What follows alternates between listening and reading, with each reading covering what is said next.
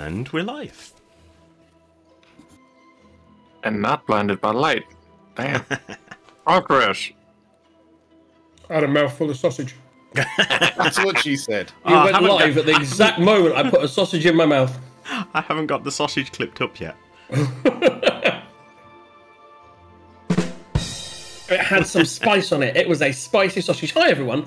Welcome to Sunday for the Sunday sessions of DJs and Dragons. We have a group of people that are going up against a cult of dragons, and who knows where that's going to lead. So that's exciting. Let's get all the nasty bits and bobs out of the way. Gaz, we've got a competition. We do, yes. We've got it back. You can't win it yet because we haven't got the money for it yet, but we're working on it. If we get a Nat 1 or a crit success, I'll put a command in the channel. You have to reply with hashtag crit win or hashtag crit fail. Those entries go into a draw. We do a mini draw at the end of the show for each of those. That gets you a ticket. Do we get a draw for the main draw? Yeah, we'll get a main to go, get a draw to get a ticket into the draw, and then there's a main draw at some point, probably next year, where you can win around $100. 2024, we're going to give away $124. There we go. 124. When we hit that point. Nope. Excuse me. I have a cool Same t-shirt. as sausages. It's my Cookies and Monsters. I do like it. It's very good. It's in the old style of Dungeons and Dragons. Are you wearing anything exciting, anyone? Anyone wearing a D&D themed t-shirt? Only vaguely. It's in Welsh it says I'm going on an adventure or something or other. That's cool. Because you are. I haven't. Exactly. Who's drinking what? I am drinking. By the way, Ty, you've changed me, man. I knew I'd get you to the dark side. I've got a nice 6% night brewing. I also picked up a can of stout at 11% that I might save for really at the end. And yes, I've got some nice drinks. I've got some sausage. So without further ado, let's go into tonight's episode of DJs and Dragons. When Eagles finish deafening me. Hello. Cheers, Eagle. I should have saved it for Tuesday's show. You should. You can't fight in here. This is the war room. Having rescued the villagers of Greenest from the dragon cultist camp, along with a monk named Leosin Erlanthar, our adventurers returned to the town of Greenest safe and sound. A night's rest was had, and in the morning they went to check on the well-being of the monk to find out any key information he may have had about the cult of the dragon. Instead of info, they got more questions and a new task to find out what is now happening at the encampment they had just left. Were they planning another attack? And what is in the mysterious guarded cave? With a planned reunion in the city of El Turul, much to the chagrin of Arlo after their investigation, our group headed to the scene of their recent scuffle. Though as a surprise, upon arrival in the camp, it was mostly abandoned, with just a group of hunters left and the camp mostly burned away. They spoke to the hunters, who said they stayed on to hunt for meat, which they left at the entrance to the cave, as some of the camp that had stayed had moved into there. Having decided to search the camp for any more important information or for loot, that is where we left off. And that is where we pick up.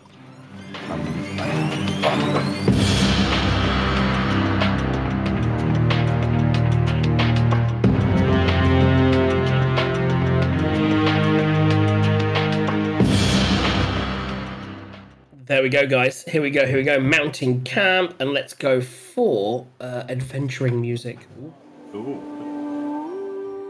Okay. You're at a camp. Looks like a home screen to me. Give me chance, my God, man. So where are we? We're not there yet. Oh my God. We're in the camp. Here we go.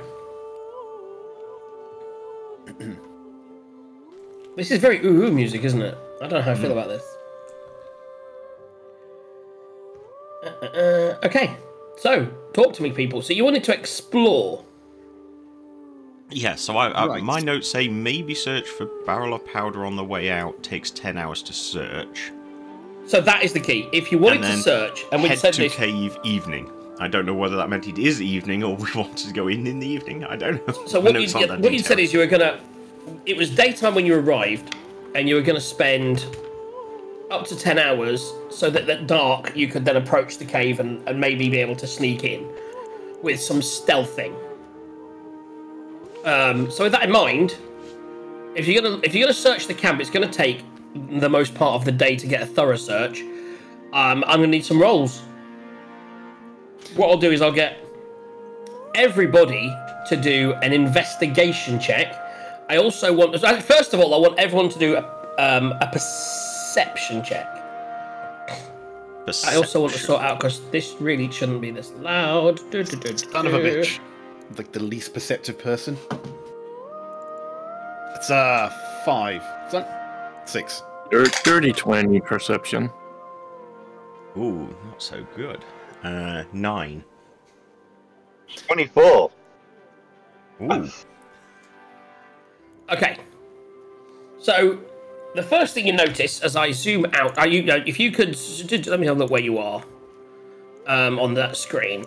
So, what you're going to do is, you're basically going to, who wants to go in where? So, looking around, what you see, and I'll just pull up the camp, effectively, this music is just grating on me already. It's just like really intense, man. Right, this is better. A little bit more jaunty. See, Right, if it was intense, then it'd be fine, because we're going to go intense. Oh my God. Miss Madness just tuned out. You just ruined it. It was punny.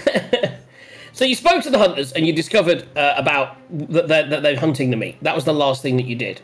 So basically, as you look around the camp, you see that you already see when you came in. I'll just remind everyone that the area behind you is where the kobolds were set up, and that has pretty much been torched. There's no tents left. There's nothing left there. The main area of where the leaders and where the cultists were set up is still intact. The guard tower is abandoned on the hillside, which you can see over here to the left. I'm just pinging on it, but you might have to zoom across to it.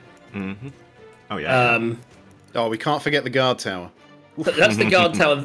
The guard tower here is now abandoned. There's no one up there. The hunters are mostly, as well as walking around where you can see them there, they're actually going to sort of head, and they're camping down in this area. That's the food preparation area, isn't it? Which is kind of, the food preparation area was this tent here. This is where the prisoners were being held. And they're sort of set up down there. The area around the food and the area to the north, where you never really explored at any point. These two areas are mostly at the moment abandoned. And if you look in the distance, certainly Eagle, with the perception check you had, you can currently see that, if I just do this because I need to, I believe, that. Over here, which are about to disappear because I don't believe they're there anymore. That was from before.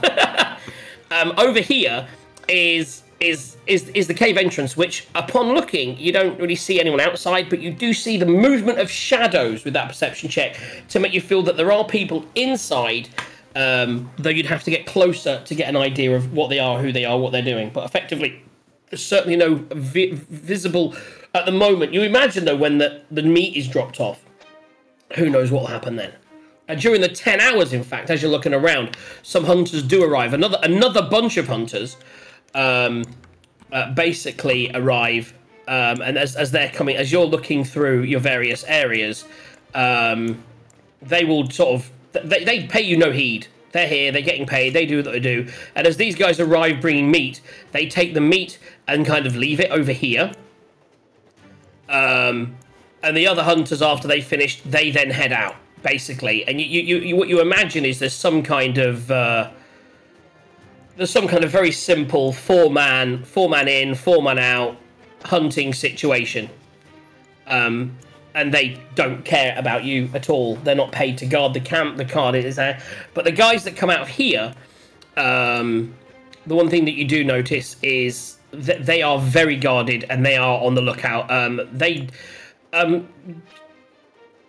I would say what we'll do for now is if anyone wants to... So who wants to explore where? Tell me where... If you could ping on the screen where you want to...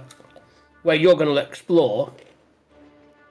Well, since you put me reasonably near here, I'll do these sort of ones up here. Okay. Arlo, you're going there. Eagle? I will go here, as I'm still quite close. I think they're the ones that are burnt, aren't they? No, they're still in the knot. It's the area below the red that is. Oh, they were burnt down earlier. That's correct. That's where we set a fire. So that is mostly already burnt out from you guys. You mean from my extremely clever plan of setting dynamite off in the fire to distract people? Mm-hmm. We'll go down then instead. Please, okay. Small one. If this is pinging correctly. Where's your token? It's the green one, top corner. There we go. Yeah, so if you move your token, everything to the south and around, no, that's all burnt out. You basically need to move over here. This area is where the prisoners were that wasn't fully explored. So you've got these tents and these tents. They're not explored yet. This is the main tent that the bosses were in. And this area here is the other area you didn't explore. So... Quent, did you want to check out... Oh, so Arlo's gone to the boss tent. Quent, did you want to check out to the south of you, where this area here? Well, I did put a circle around because I thought he was going to do the other three there, so I thought that's where the fire was. That's all burnt out where you are there. Well, that's typical. I'll move down a little bit then. Mm-hmm. That's where you find the best loot, because they're already dead. So what I would say... Can I get a stealth check just for the day. So do it with advantage because you'd have time to prepare and you'd see them. Everyone or just No, two people? just Quent and Arlo. 13 for me. With advantage, you said. Yeah, roll twice. Oh, well, okay. Oh, that's terrible. Yeah, 13. That's going to be 9 plus 4 plus 6. So 19. Oh wow, that's terrible. Yeah. How did you get a 9 plus 4 plus 6? Because having played a lot of Baldur's Gate recently, I'm using guidance with everything. Okay. It's incredibly powerful, and I've got the cantrip, so why not? I use it all the time. It is the best. Right, so you're fine, and you're at enough distance at the 13 that they would pay you no heed. You're a big guy. They see you as, I think it was more Arlo, as an old wizardy-like person that would stand out. He was the only one that I was really worried about. So they come out, they look around, they don't really see you, you hide for a second, they grab the meat, they take it back into the cave. That's all you really notice with those perception checks. So now in each of your areas, could you each roll me an investigation check?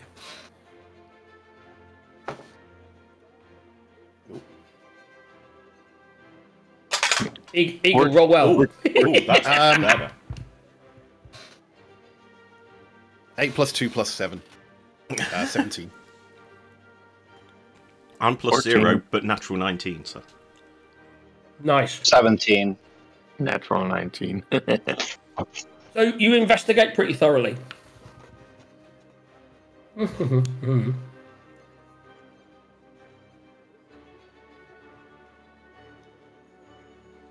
So quite a bit of material has been left behind. Most of it is trash.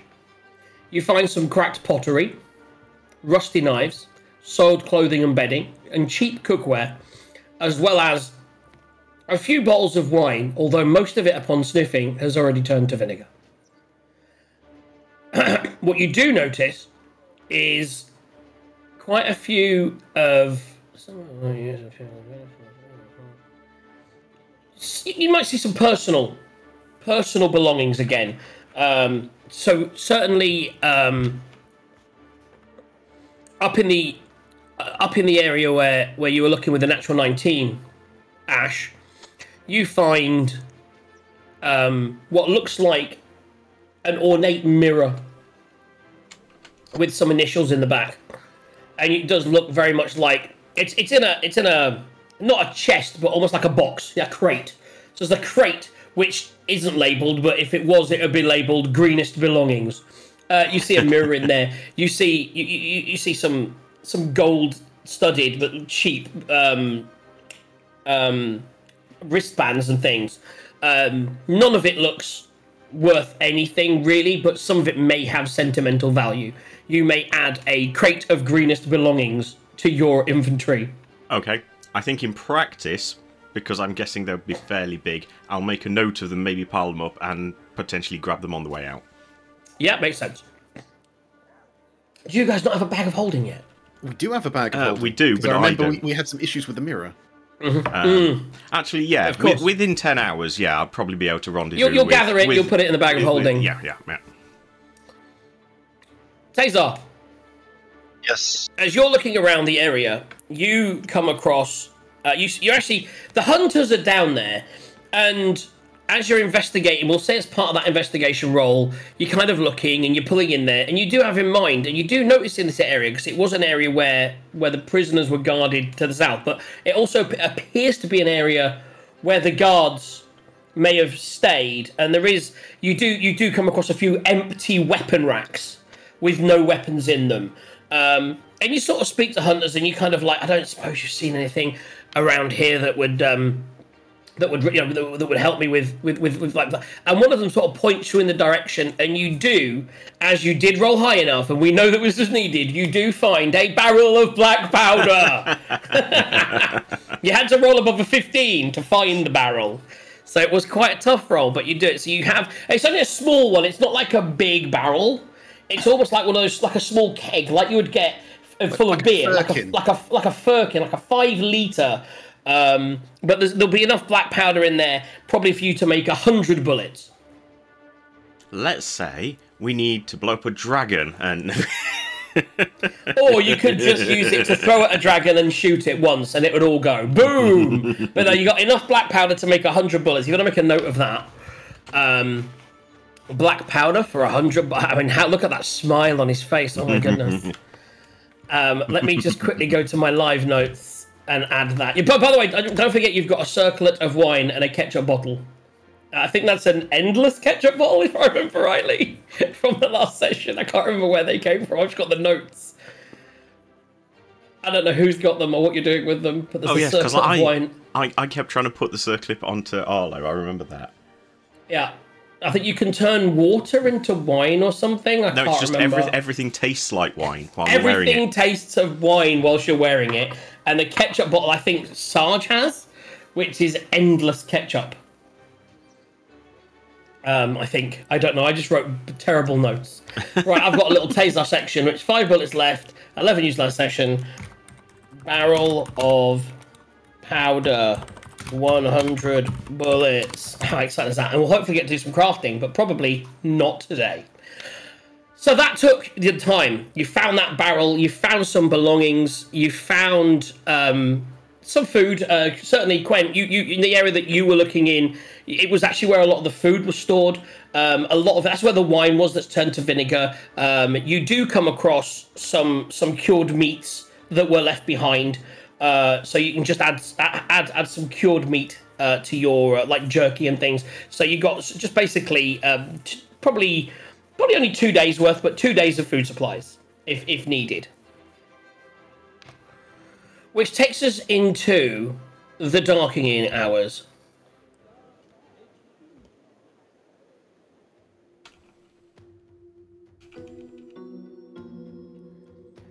You come together.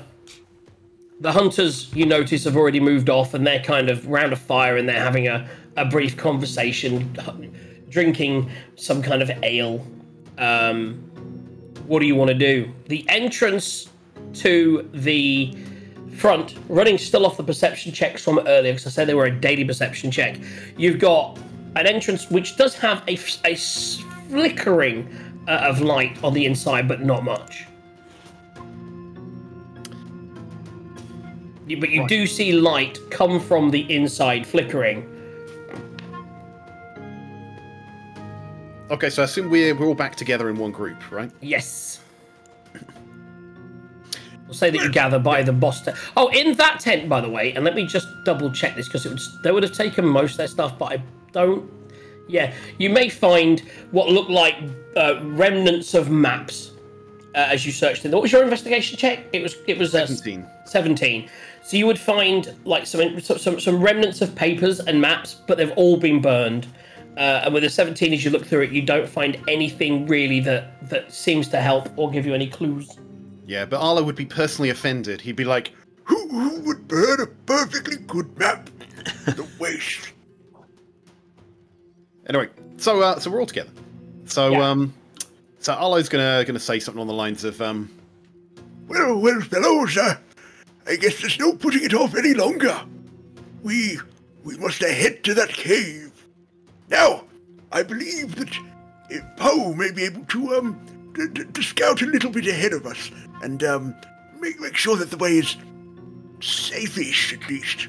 So if you'll just excuse me for a second. or like pull Poe out of his pocket dimension, right? Give me a little pat, right? Which he doesn't like because he's actually some form of demon. For new people, just explain who Poe is. Oh, so Poe is my familiar. As a wizard, fine familiar, amazing spell. So I've got a little demon who's currently occupying the shape of a raven, hence the name Poe. And I can control him and see through his eyes and hear through his ears. Although that leaves me deafened and blind temporarily, which is when Sarge draws little mustaches on me. Anyway. Right, so if no one's got any objections, I'll fly Poe over to the cave. Not into the cave, but just outside it. You know, just land wherever he can and have a little look inside. Because birds are generally not seen as very hostile. No, and you're looking through his eyes, right? Yeah, so I'm blind and deaf as all this is happening. Make me a perception check. 15 plus 1 plus, what's my perception? Minus 1. 15. Okay, 1 second. Let me switch myself to the map, but I don't need you guys to move there yet. I'm trying to double check my areas. So yeah, you, with a 15, you do see 2 dragon claws. By dragon claws, do you mean claws of dragons or something called a dragon claw? A dragon claw, let me just... I don't know if I've shared them with you in the past, so let me do that now. The dragon claws are kind of the middle end of cultist. They're the... you certainly fought them when you fought before. They look like... Show to players. Show to everyone. So you should be able to see that. Mm-hmm. Yeah, so I'm kind of relaying this, you know. I see 2 cultists in there. They appear to be armor-clad. You know, if I had to give them a name, I'd call them Dragon Claws, in fact. Yes, call them Dragon Claws. It'll help us kind of know who we're talking about. So, yeah, there's 2 cultists in there. So definitely we're either going to have to charm our way in or sneak in. 2 cultists in the entrance, both who appeared to be kind of in a guard situation. Yeah, so I'll talk to Ashran. So it's best that I see it. We can either talk our way in, you're very good at that, Ashran. We could maybe distract them, and Poe's very good at that. We could try and sneak in behind them, or we could play to Quent's strengths and knock them out. What say you, Ashran? Do we have any plausible reason to go in there? Unless we've got some meat. If we've got some meat, we could potentially be saying that we took that in.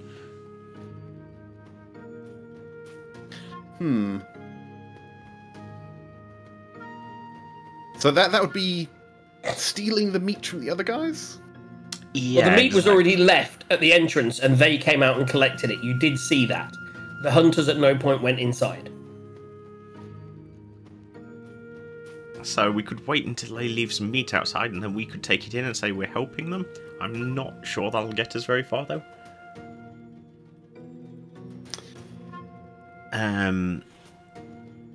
Or yeah, we could wait until they do come and collect the meat, and then try and sneak in. Use that as a bit of a distraction, and then try and sneak in. And if either of those fail, then we go with the Quent plan. Call that Plan Q.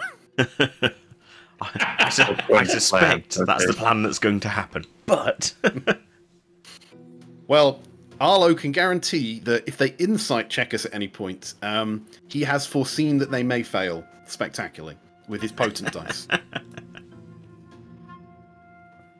Okay, so it's now getting very dark. Okay, so we're going to head over there, I think. And Arlo is going to very subtly push Quent in... Not Quent. Open, or... Ashran in front of him. So are you stealthing over there? Or are you going over there with intent?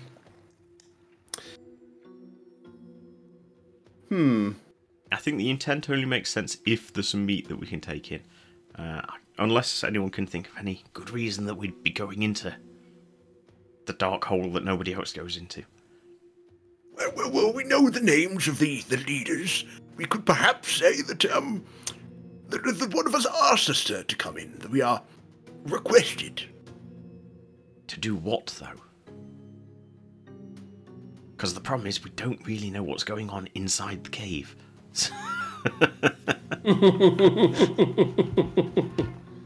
Right. And I don't have detect thoughts on me. I've got charm person at the moment. So we could tell them any nonsense and they could... Well, let's charm one of them. You are moving to the map as you approach. We'll decide if it's going to be stealthy or not.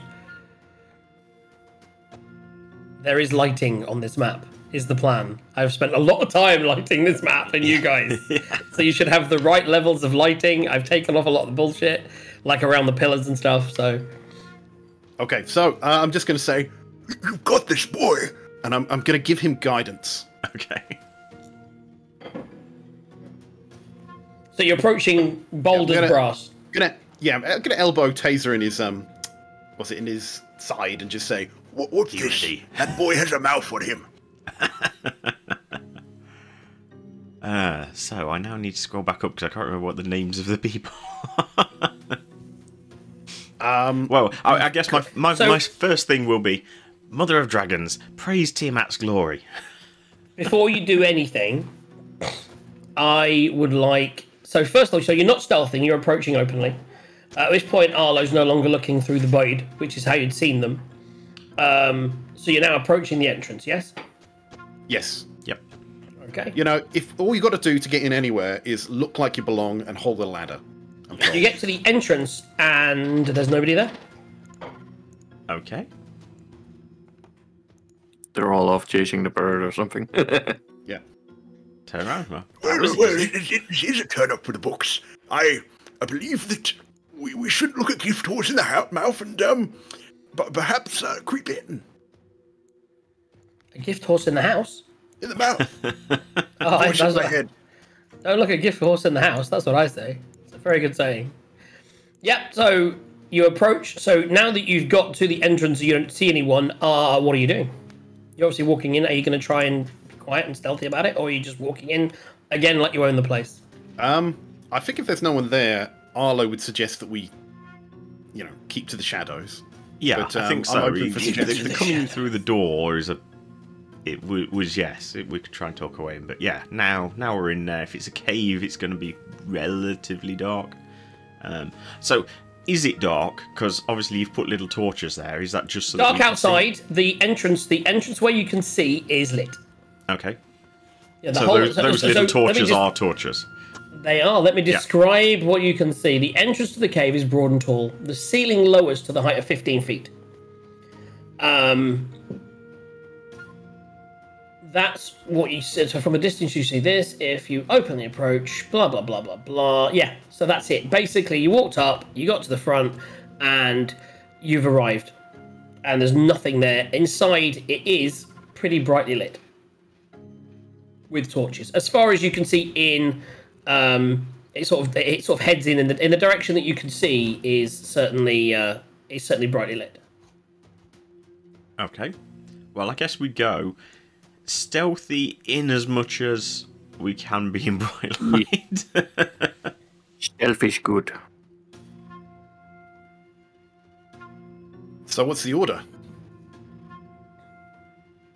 Stealth approach. No, I mean, who wants to be up front?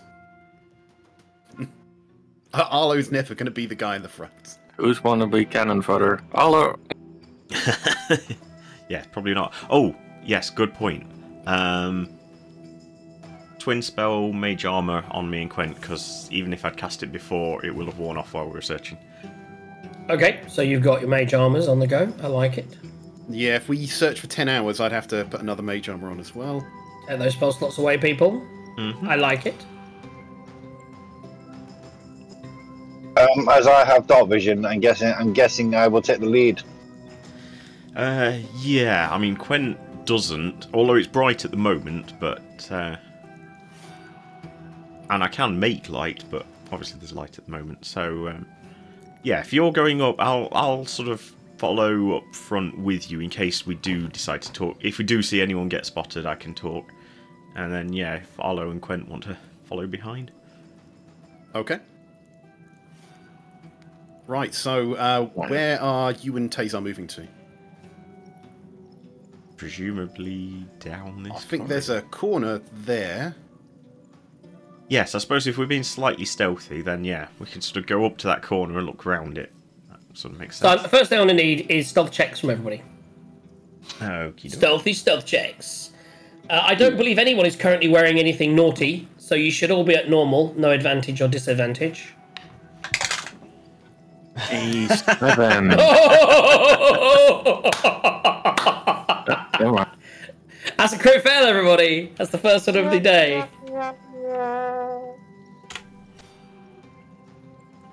Is it even worth us telling you what our stealth checks are with that? If someone was to get a nat 20, it could balance it out. But I don't think... What have you got there, Quent? That's looking like a single digit.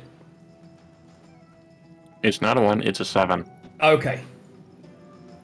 And Plus Tazar three, got 13. a 13. Excellent. Yeah. And a 16 from Arlo. So, Arlo, you are like, everyone, we need to keep to the shadows.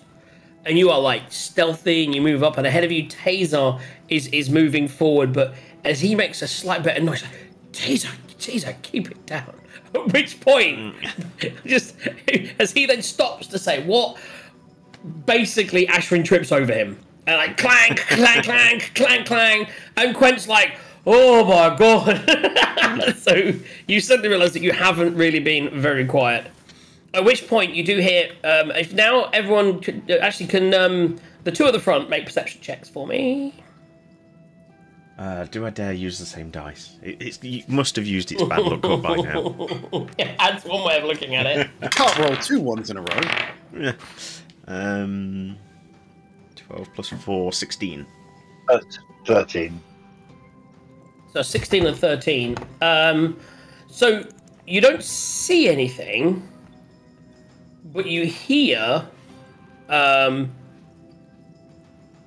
the front, it's sort of behind what you imagine is the area behind the pillow, straight ahead of you. You do hear a, who goes there?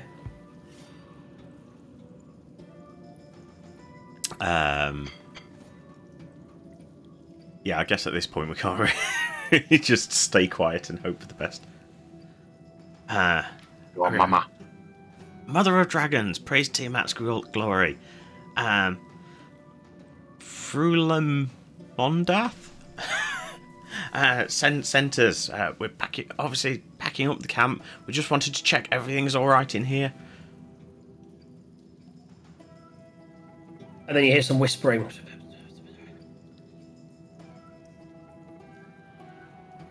Come forward. Come into the light. So, I suggest me and Tazar go forward and Arlo and Quent hang back for a bit. Yep. And do. Just hide in that Don't go into the light! Well, we're kind of already in the light a bit, but... so, yeah. Hi, Trace. So, yeah, I guess we wander forward to roughly where the voices came from. Okay, so and who's walking forwards? Me two, yeah. And probably Tazar as well, yeah. So as you walk forward about 10 feet, in front steps out a dragon claw, as we'll call them, as Arlo named them. And he looks at you up and down, and yeah, that's what I figured. He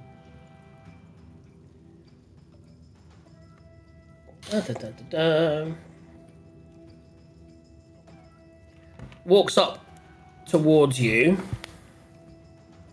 Sorry about this, I'm on the wrong layer. I do apologise.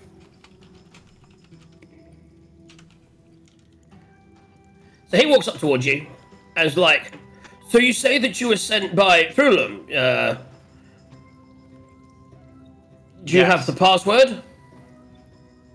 And before you can really answer, he's moved within range, and he's like, you liars! And then he strikes, roll initiative, but he's going to get the first attack.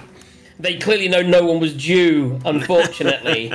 There was no talking your way into the secret hidden cave that no one's supposed to enter. It was worth a go, but we had plan Q. It was worth a go. We had plan Q, let's it's fine. switch to a little bit of... Because exactly, you ended up with the plan you thought you'd end up with, plan Q. Right, let's give this initiative a roll. Do I try risk this one again? So everyone roll initiative. Our first combat today is brought to you by the fact that I don't have beer. So whilst they're rolling initiative, I'm going to run and get beer. Oh, that's better. So we've had a crit win and a crit fail. On the same die. So it's a can't make up its mind. yes. We'll call it the high-low dice.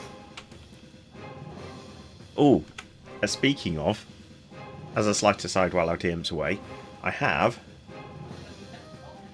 Oh, we need to get one of those for I have. for So Thomas. this one's for me. This is a copper one, and I've got a gold one for Aki. So when we go visit My him kitchen looks at amazing. I'll the take end pictures of later, guys. end of November, is it? Yeah, for the Too Many DJs. Yes, I actually had it when we went down to London, and I forgot to give it him. But when we go to his my house, God. I'm going to take it. So yeah. What's that, your hair? Oh, no, the coin. Coin, yeah. Right, guys. So let's get those initiative. I should have. What is it? Control. For you. Thank you very much. See, you guys know everything. I love it. This is why I rely on you guys to be awesome.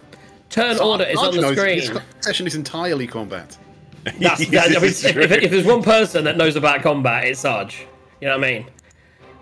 I've now got a measure window open that I can't close, which is wonderful. But who doesn't want that? So, but now won't let me click on anything else. Oh my god!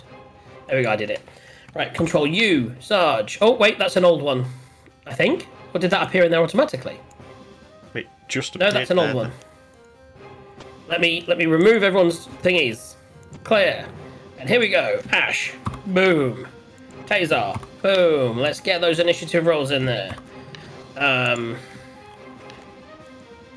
Currently, we just have the Dragon Claw. Dragon Claw. Boom. I think someone just deleted Taser. Did Taser delete Taser? Possibly. Can delete Someone yourself. did something. Where's Taser gone from the entire map? That's what I mean. Not just from the turn order. Taser How just did you disappeared. delete yourself? I tried to put in my thingy and I just pressed backspace and Don't Yeah, press sorry, backspace. I delete it. Yep. That's what will happen. Dooby-dooby-doo. This is what happens, guys, when you there we go. So Dragon Claw. 2G. Oh wow, they. Oh, someone beat me, really? I got a crit win.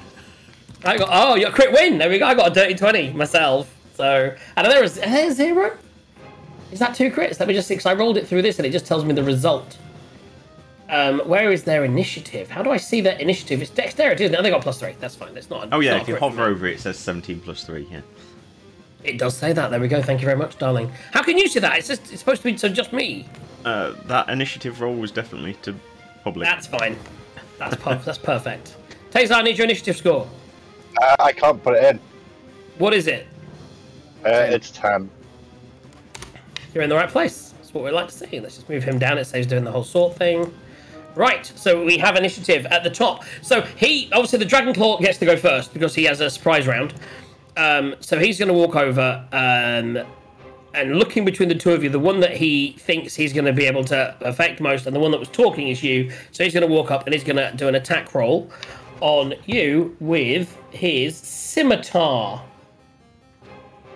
You can't fight in here. This is the war room.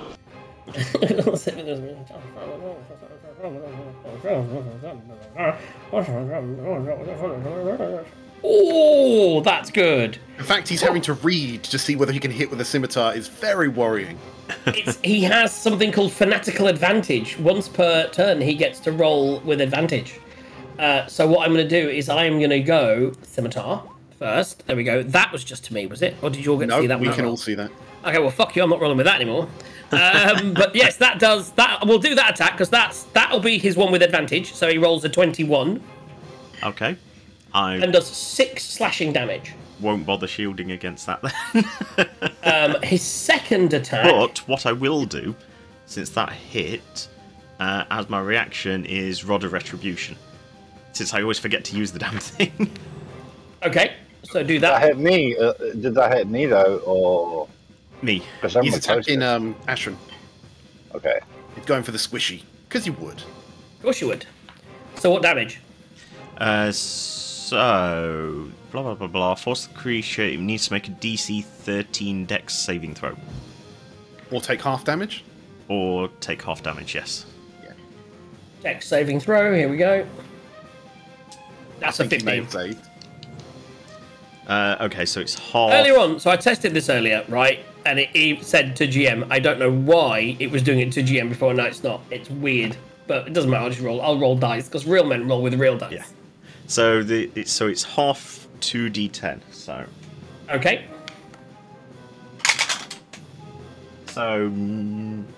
half of 9. So that rounds down to 4 points of damage. of lightning damage. Okay. He's made of metal, isn't he? He's wearing armor, but he's not made of metal. He's just... Wait, it's lightning damage for Rod of Retribution, not fire. So I'm thinking Hellish Rebuke in my head, that's all. Yes. Right, sorry, how much damage did he do to me? 6? He did... it's in the channel. The fire 6, yes. 6 slashing damage. 6, right. It's 1d6, and he rolled a 6. Yep, okie dokes. So then he's going to attack again, this time without advantage, and that's a 12 plus doobie-doo to hit is 5, so 17 to hit. Yep, that hits, and I can't shield because I used my reaction. Okay, so then he's going to roll a d6. Let's get the green one. That's 4 more points of damage. Okie dokes. Oh, but, and this is the good news, with his fanatical, both hit, the fanatical advantage, he gets 2 extra d6. Is that right? Yes, 2 more d6. So he also hits you for 3 and 3, so that's 6 more damage. Oh, it's like, boom, boom. Because you weren't expecting, you was like, oh, we're going to talk our way out of this, boys. And all of a sudden, he just like, you liars, and he goes for a quick stab, and you move out the way, but it gashes your ribs. And then he sort of swishes down and just cuts across your shoulder. Your armor takes a lot of it, but he's definitely pierced it. And as he then does another one, as you step back, it gouges all the way across like your other shoulder into your chest. So you've got these little gouges through your robes. So is that like a multi-attack? That was a double multi-attack with first one with advantage and an extra 2d6. Boom. Ouch. And there's another one, you think, because you've seen 2 earlier. There is another one knocking around, but he doesn't get... I think he would have come out and got the surprise. Will then go into order. So, Ash, it's now your turn. Okie dokie. Right. What can I do when we're right? Close You up. can collapse in a heap on the floor. Yeah, you're like, why did you do this? I'm just Mother of Dragons. I said Mother of Dragons. Yeah, I did. He's wearing metal armor, though, isn't he? He is wearing metal armor, that's correct. Yeah. Actually, according to this, it's leather. He's wearing leather armor. Oh, okay. I mean, I shall probably do what I was gonna... the same thing anyway, because I can't see the other dude yet. So yeah, for now I'll just do Shocking Grasp as a cantrip. Makes sense. He loses his reaction. That's, well, maybe if I hit. If you hit. Yeah. So as soon as that, you just go grab hold of him with your arcane power. And I mean, he sort of doubles up with the Rod of Retribution that just lightning him. So let's see. Ooh, or not. Ooh, ooh! It's not going well for our heroes this afternoon. If you fail. I mean, what is that? So, what is that in total? That is why I asked whether you had metal armor, because you get advantage if you do. Yes, exactly. Yeah. That's 9 total. Yeah, the picture, it looks very... But that's all leather. The mask is obviously their mask, and the armour that he's wearing there is leather. So 9 if misses. So as you go to grab, he kind of brushes you aside with your hand. He sees it coming and palms it off to the left. You can still run if you want. You just... you just risk some stuff. Well, yeah, I guess... I think Tazar and the rest of you. I now can't see anything. Well, let's rephrase it. It's his turn again next. If you run, you're just... Is it? Because it was a surprise round, so he drawn to the top of the round, but I don't think he gets another turn, does he? Yeah? He does not. But the other guy does, that we don't see yet, presumably. He will act next. Correct. Ah. Fair enough. What dark vision do you have? Where's the dark vision settings for a token? I thought it was in... Everyone but Quent has dark vision. Yes, I set everyone up, but obviously he deleted his token, so I've lost everything. I'm trying to refresh, and I can't see anything. No, so, because you deleted your token, he's got to go into the token settings and needs to add your dark vision back in. That's all he's doing. That's why you can't see anything. I'll just look at Twitch for a bit. Yeah. You now have vision, and it makes the token emit low light. I don't want to do that. I think I actually have to do it in the character, don't I? Is it the character sheet? No, you click on this token, go on settings, go on dynamic lighting. Did I? What? That was not. So while our DM is figuring that out, Arlo's dynamic lighting. I've this. got vision, ability to see if there is light, or night vision is enabled. Boom. There we go. Night vision. And what is your dark vision distance? 60 feet. Yep. Boom. Save settings. You should now be able to see again. You see? Just click on his token and press Control L. Done it. Yeah, he can see. There we go. I accidentally created a new one of him. I was going to say there's now 2 of them. He's gone now. Right, so it's not you yet anyway, Taser. It is, of course, the secret. Taser, Taser, I need you to make me a perception check. I still can't see anything, which is really just make the check. Me. You definitely, if you can, you need to find the bit of the map where we are. Zoom all the way out and then zoom in again, and you should be able to see because your token has light. 13. Okay, cool. So you don't, as that runs up, you're so distracted you don't see the person approaching from your south. I just have a completely black screen. Log out, log in again. Literally. Log out, log in again. Again, there's no reason for it. Everyone else can see. Yeah, like I say, when he clicks on your token and presses Control L, he can see exactly what your character can see in terms of lighting. It's really good.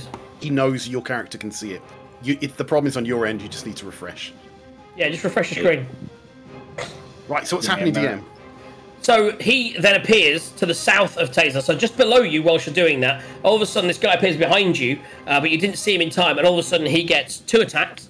The first attack advantage is a 20 to hit. Does 20 hit, Taser? 20 is my AC. Because you wouldn't have your shield up for this attack because it's you weren't expecting it. He's at your back, so you don't get chance to get your shield up to defend. So without your shield, I mean, it hits anyway. It would still hit. But it'll matter for the next one, the next attack. So the first attack hits, so that's 3d6. That's 5, 9, the 10 points of damage. Glad take 10 points of damage. That was Taser, not me.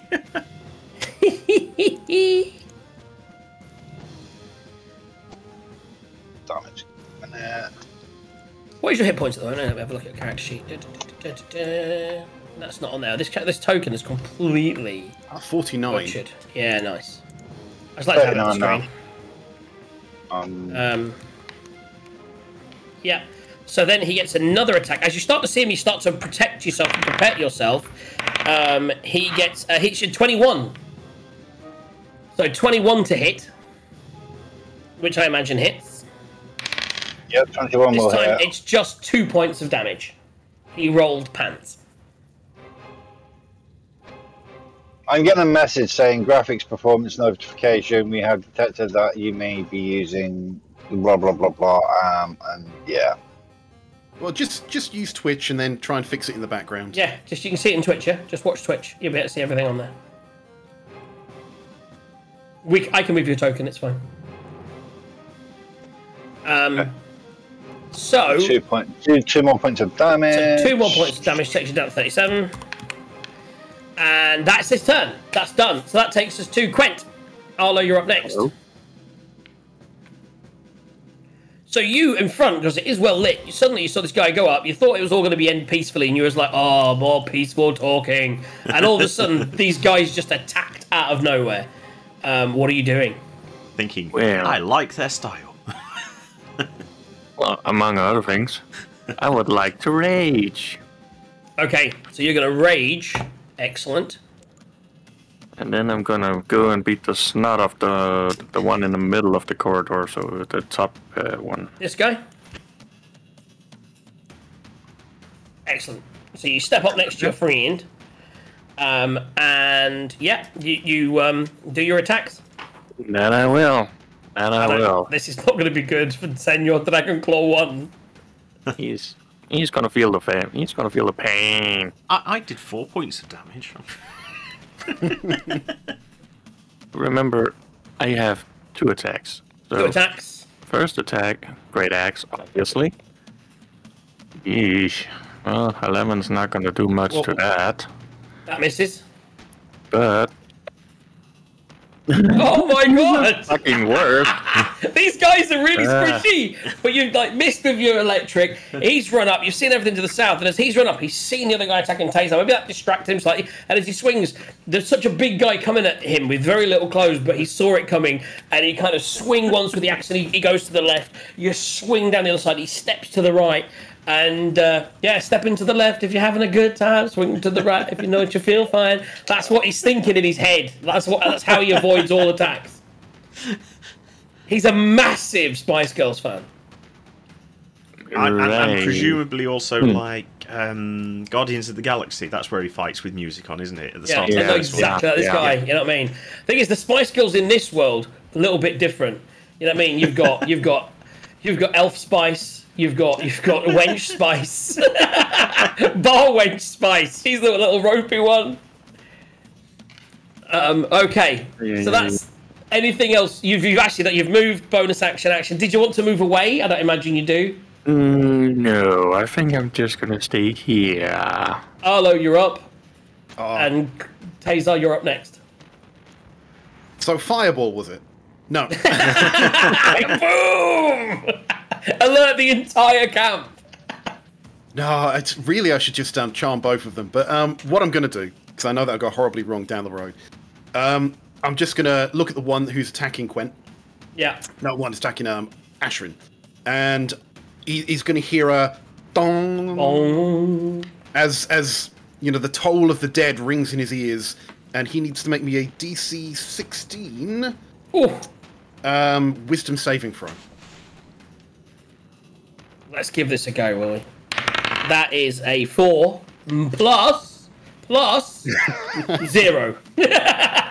So what's the damage? And this is the one next to Quen, right? Yeah. Yes. So because we're level 5 now, our cantrips are double the damage. So and because he's taken damage, thank you, Yes, Ashrin. he has. Yes, he has. It's not a D8. It's now a D12 he takes. So Okay. it's 2D12. You've got a very strong chance of killing this guy.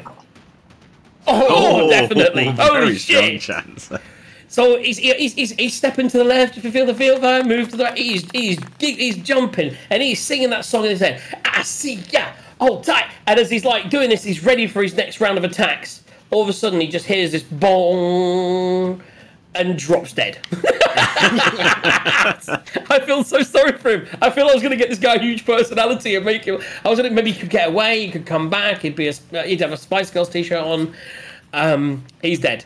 So Arlo's going to give Ashrin a little bit of wisdom once it happens. He's going to say, If your opponent is nimble and hard to hit, use a spell that does not require you to hit him in the first place. I just want to point out, so I'm now going to move on to the pale ale, and I'm drinking this one. It's called Sunday. That's right, people. I'm drinking a beer that is named after the day of the week that it is. I'm cool. Right, that's. Is that your turn, Arlo? Or do you want to do anything with a bonus action? I'm wearing socks that say the day of the week on them. Amazing. Is it today, though? Yes. Or did you... Yeah, no, that's good. I am wearing Sleepy Sunday socks.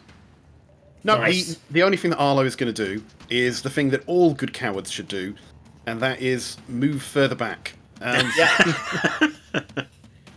So you're going to back up. Actually, I'm going to move behind this column over here. Taser, you're up. Okay, so let's have a look at where we are. Right. I would imagine, because you're quite low on bullets and you've got the black powder and you're ready for it and it's in your backpack, I would imagine right now that the gun is holstered and the sword is out and the shield is in your other hand. Yep. Yeah, so you now have your full AC. You just didn't because you didn't see him coming. It was a surprise attack. So now you're back up to 20 AC. You've got your sword, you've got your shield, you've got this guy in front of you that's just gouged you through the back with a sword. What are you going to do? And I'm gonna attack the guy below me because basically if I move, he'll have a. Yep. What weapon are you currently using? I'm going to be using the rapier as it's 1d8 instead of a 1d6. Okay. Oh, it's 1d8 minus 1 because that's still corroded. It's still better. Yeah, so it's Let's just roll to hit. It's a -1 when you roll to hit, and then it's a -1 off the damage roll.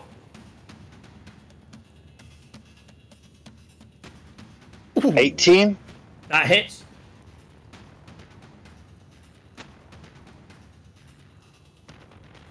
Oh, no, 7 damage. 7 damage. Nice. So as you hit him, he's already. You sort of you seem to find a good bit of the armor, and it pierces right through, and he's like, oh, and he's definitely hurt. He's not bloodied yet, but he's definitely hurt. Right, so that brings us back round to Ashrin, unless Tazar's doing something else. Taser, did you want to do anything with... You have 2 attacks now, don't you? Do you have 2 attacks? Oh, yeah. 2 attack per action, so 2.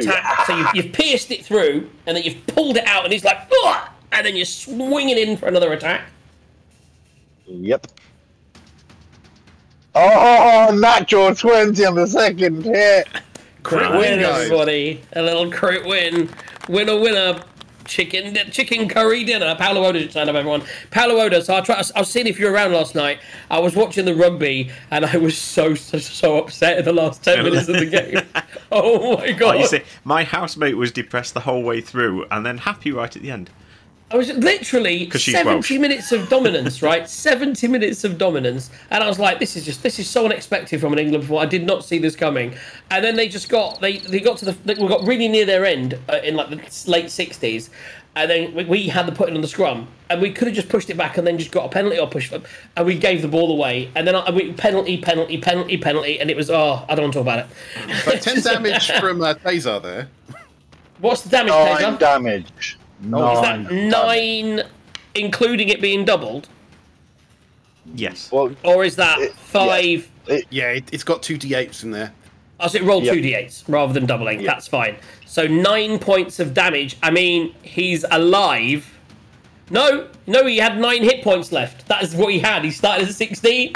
So as you stab him once, so you tell me you stabbed him, you've pulled it out, and you're going in for your final thing. How do you want to do this? Oh, I'm slashing straight through his heart. I say, so you pull it out of his stomach, and you see there, and then you see another little gap in his armor, and you just like, and he's like, and he just collapses to the ground, dead. Pretty damaging with their attacks, but not very hardy. Hit points. Jesus. I mean, they've only got 16 hit points each, but the damage that they can do with that fanatical advantage. Which they usually hit with, because, rolling twice is a bonus. Imagine if they'd have got a crit win with that. Oh shit, 3d6. That's like Ashrin down. Okay, so you've put them down. Now, you notice, you take a moment after this early combat, waiting, listening, but you don't hear anyone else approaching.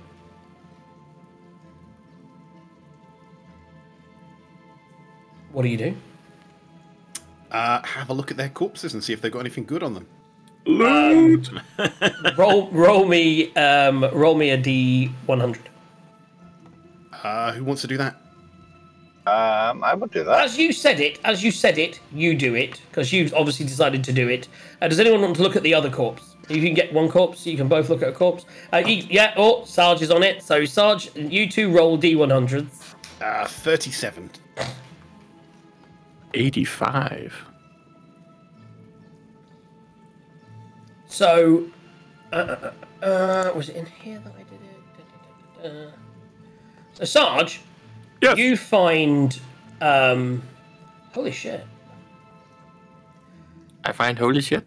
You find a glass orb. Great for killing the undead, that. You find, you look on him, and you there's some copper. Like, he's got literally 4 or 5 copper. Which you can add 5 copper, and you also find this glass orb. It's smoky. What do you do? What do you think about it? You look at it. What do you think about? Ooh, well, that thing's definitely going into my bag. So as you think that, you see your bag, and you're like, "Oh, that's weird." The you see your smoke sort of bag clears, in the orb. and you see your bag. Yeah. It's a scrying orb. It doesn't look like it's necessarily a live image. It's just a picture of your bag. It's just you see. Just to read it out, it's a glass orb filled with smoke, and if you concentrate on it, an image of an item or a person you're thinking about appears. Okay, I'm gonna go. Quint, can I try a theory? I want you to think of the most desirable person you can.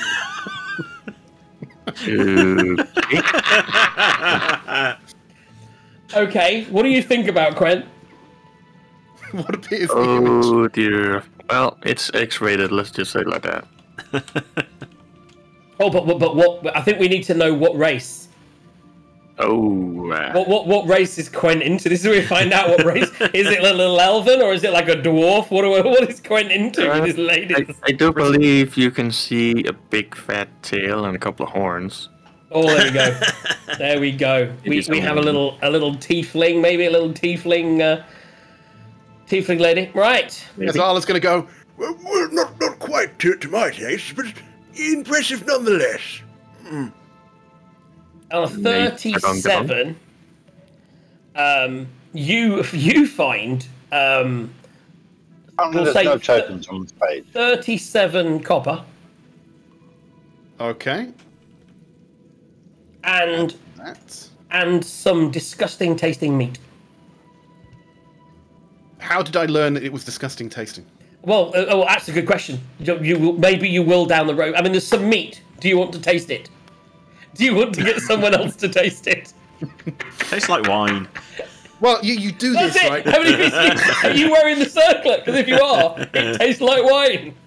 Ashman, would you mind telling me what this smells like to you? Does the Circlipus Flex smell as well? Are you wearing it at the moment? Probably, yeah. Then wine. Yeah, we'll go with it. Smell and taste of wine. So it smells like wine. Earlier, you know, when we found some wine that had gone to vinegar, I was just swigging some of that because it tasted like normal wine to me. Amazing. Way to use your items. Yeah. So he tells me the meat smells like wine, and it's a very interesting thing to get meat marinated in wine. So I'm going to take a little nibble. It tastes like really rotten cheese. Yeah. I was going to spit that out on the floor and, chastise him. It tastes like wine at all. And then I just tapped the circlet. He did offer you it as well. He did offer you it. Right, so I'll discard the meat and keep the copper. There you go. They had scimitars, didn't they? They did have scimitars. Yeah, okay. I see him spit out the meat, and I will offer him a piece of the cured meat that I found earlier, the jerky style, just to clear the palate, Thank you very much, Taser. Thank you. Not Taser, Quint. It tastes very nice. It smells of good salami. Say, Quint, do you have any more of those stuffed animals by any chance? Oh yeah, I do actually. Give me a second. Now that our cover is blown, how shall we say, it may be time to put some of that caution to the wind, as it were. All of 4 will do that. I think we should still take the bad meat with us, just in case there's a dragon or something we can feed it to. You're going to pick it up. You're going to pick it up and put it in your pocket. It smells like wine. We could harness an owlbear. Well, you can settle for an axe beak, because that's what I just pulled out of my bag. So you have an axe beak. You can ride those, can't you? I'm going to do a quick reboot of the PC. I won't just disappear off Discord because I am using my phone. No, just use Twitch, mate. I mean, you don't need to be anywhere other than Twitch. Twitch has got everything. You've zoomed all the way out, because most of this map is black. Right. As I'm using my phone, I can show you what I see. But if you look on Twitch, you'll see exactly what's happening, and there's no real delay. I'm using Twitch to see your rolls, so...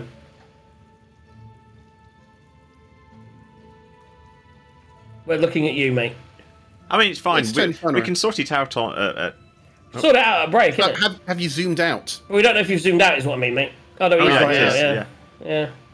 But that won't help. It's like the token has got visibility, so you should be able to see. I can see as you. So I would say just watch Twitch. It says on the Roll20 that there is no tokens on that page. That's what's up, but there is. We can all see it. So I would. What do you mean? Not got him as don't use Roll20, mate. Just use Twitch. If you tune into Twitch, you'll be able to see everything that you need. And the chat channel's there. You don't need anything else. I will move your token. Look, I can We'll do fix that it on the break anyway. Yeah. on the Well, break if we can. Yeah. Right. We're not having long breaks because late start. Let's go. Let's go. What are you doing, boys and girls? In Discord, you can see one for size comparisons. Oh, Axe Beaks we talking about? Mm. Yeah, you can definitely ride it's on a that. large. It's a large creature, but I'm making it a smaller token just for the sake of moving it around and keeping it on a square. Sure, Okay. whatever. Right, so we have an Axe Beak. So it's 7 foot tall. So at the moment it's fine, but there may be times when it needs to duck. Right, shall we revert to plan A and stealth down south a little bit? So we're going back to plan stealth, certainly plan try. S rather than plan Q. But we've obviously got the... Tazar's got his shield up now. So you're shielded up, fighting you're mode. protected, you're ready, and you're Suggesting moving. Ashrin now stays in the back. Ash is in the back. I'm guessing that's the running order. Yeah, I think so. So I'll leave it there at the moment. I'm going to move you all forward in a second. Let me just get back to our Dragon Hatch thing. Moving into area number 2. Now, I think I can see something going off to the west and also something to the south. West? You mean east? Do not split the party. East and south. So I think we need some consensus in which way we're heading. Tazar and Quent, you're leading, so we're following you. So, you fought the guards. The ambush happened. It's very... Where you are now, so you're starting to lose light. You'll notice it's starting to get darker. It's not subtle as it should be, but in some ways, but it is dark. Can I get... Whoever is the... Can I get... so it's Quent and Tazar. Can you both make me perception checks?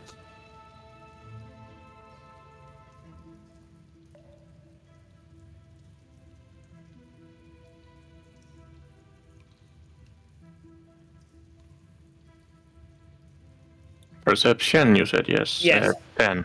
19. Well, So- he gets it. It pretty much looks to the south. Looks like it's there's nothing there. It looks like it's a dead end. It's a wall. It's collapsed a little bit. Looking off to the east, you kind of see a drop down and some stairs that lead down here. So you see the stairs here, and kind of like a you see that they lead down to an area, and you can see the lower area. Can I get some stealth checks again? Let's refresh the stealth checks for everyone, because last time it was terrible. 9. Oh, that was shit. 16. 5. 13. So you've got a 16, 5, and a 13, 9. and a 9. So you've been pretty, and the axe beak, I imagine. We can find Okay, out. so that's fine. So you're walking along. Actually, 17 for the X-Beak, so I don't think Oh, it's going to nice. do anything. How are you? So where are you? As you're walking, if I could get Tazar to look at Twitch and tell me in which direction, from where you are now, where do you want to go? In which direction? Do you want to investigate more to the south? Do you want to head to the stairs, or do you want to head over to the ledge and look down? We will go to... There, yeah? No, that We- was yeah, just we'll me picking walk- places. We'll go to the start of the stairs, and I will look both directions and see what I can see. There we go. Okay, so you're heading here stealthily. You get to here. Is everyone following him, or is anyone going anywhere else? Yeah, no, I shall follow him. Follow him. Yeah, so as you follow, you look down into the area, and what you see is... It now is in front of you. The cave drops down 10 feet. You do see to your right-hand side broad steps that are roughly hewn as a natural stone ramp. The cavern below is carpeted with a profusion of fungi ranging from a few inches high to some as nearly as tall as a human adult.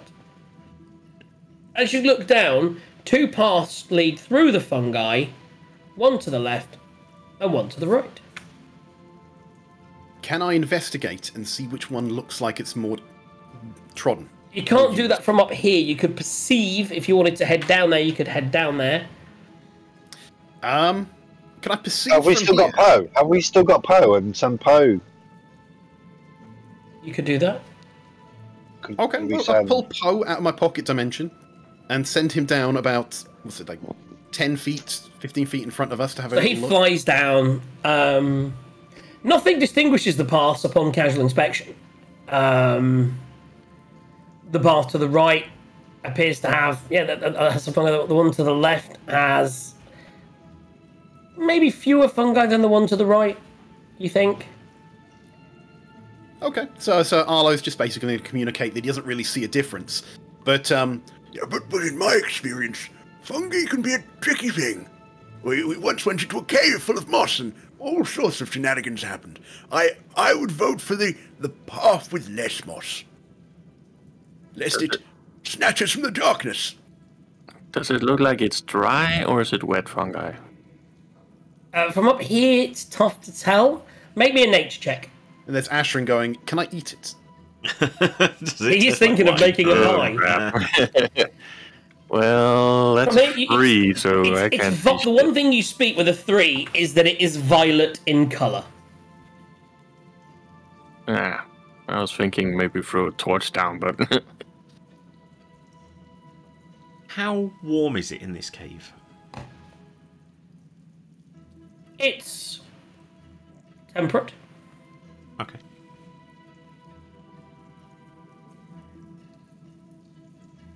So, should we just move forward then? Yeah. Can I get control of my bird, please? Yes. So yeah, okay. Then I might send that one ahead. So, Tazar. Before we actually walk into the fungi, just as sort of a bit of precaution, I'm going to fire a ray of frost at it. Just check that it just sort of gets cold and doesn't like react in any way and try and grab us or anything. I don't know why I'm so suspicious of this this fungi. But... Yeah, suspicious of chests and bookcases and yes, I think that's it. I'm just suspicious of everything. There's probably a good reason for it. DMs are evil. Yeah. We know. What is this room that he's over-describing? Yeah. There's like nothing going on, you know what I mean? Did that work? I always get confused. I think it's not in the token, is it? It's in the character thing. Yeah, it's in the character sheet for it. Yeah. Tazar, well, actually, has anything happened with the Ray of Frost? I'm just giving... Sarge, you should have access to that now, mate. I do now. There you go, cool. Are you firing a Ray of Frost at the fungi? Yes.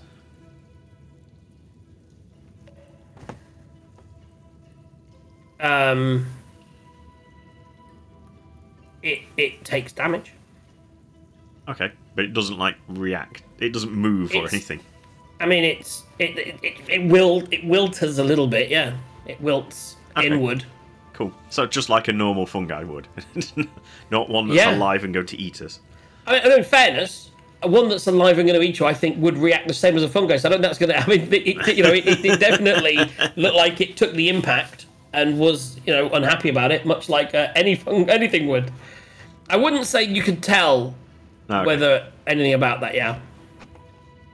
Well, if it is alive, I've pissed it off. If it's alive, you've pissed it off. So what you do now? So Tazar is still taking up the front, I believe. So you have the stairs in front of you, and you have a drop of 10 foot. Okay, we will go down the stairs. Can we check the stairs for traps? Ooh, okay. I need you to roll initiative, the two of you. What, me and Tazar? Yeah. Are you gonna to see if he walks onto the stairs before you go? Dude, right, we need to check these for traps. Okay, gotcha. Because the stairs are trapped.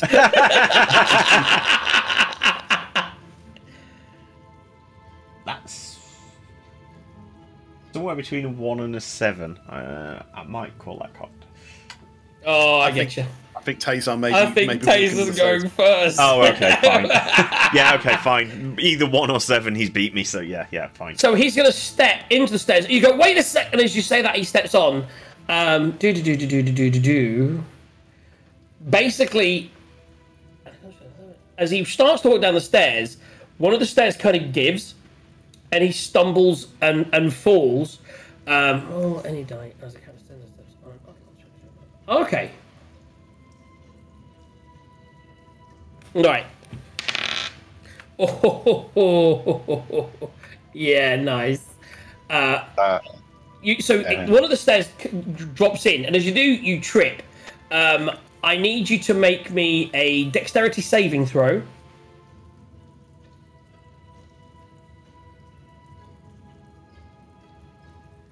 And as you land, you do land in the middle. It's almost set that way. You fall and you land in the middle of the violet fungi, who immediately also start to attack. Had you have taken the left path and you'd have spotted the trap, you could have avoided the fungi. But let's be honest, who wouldn't want a fungi on a Sunday?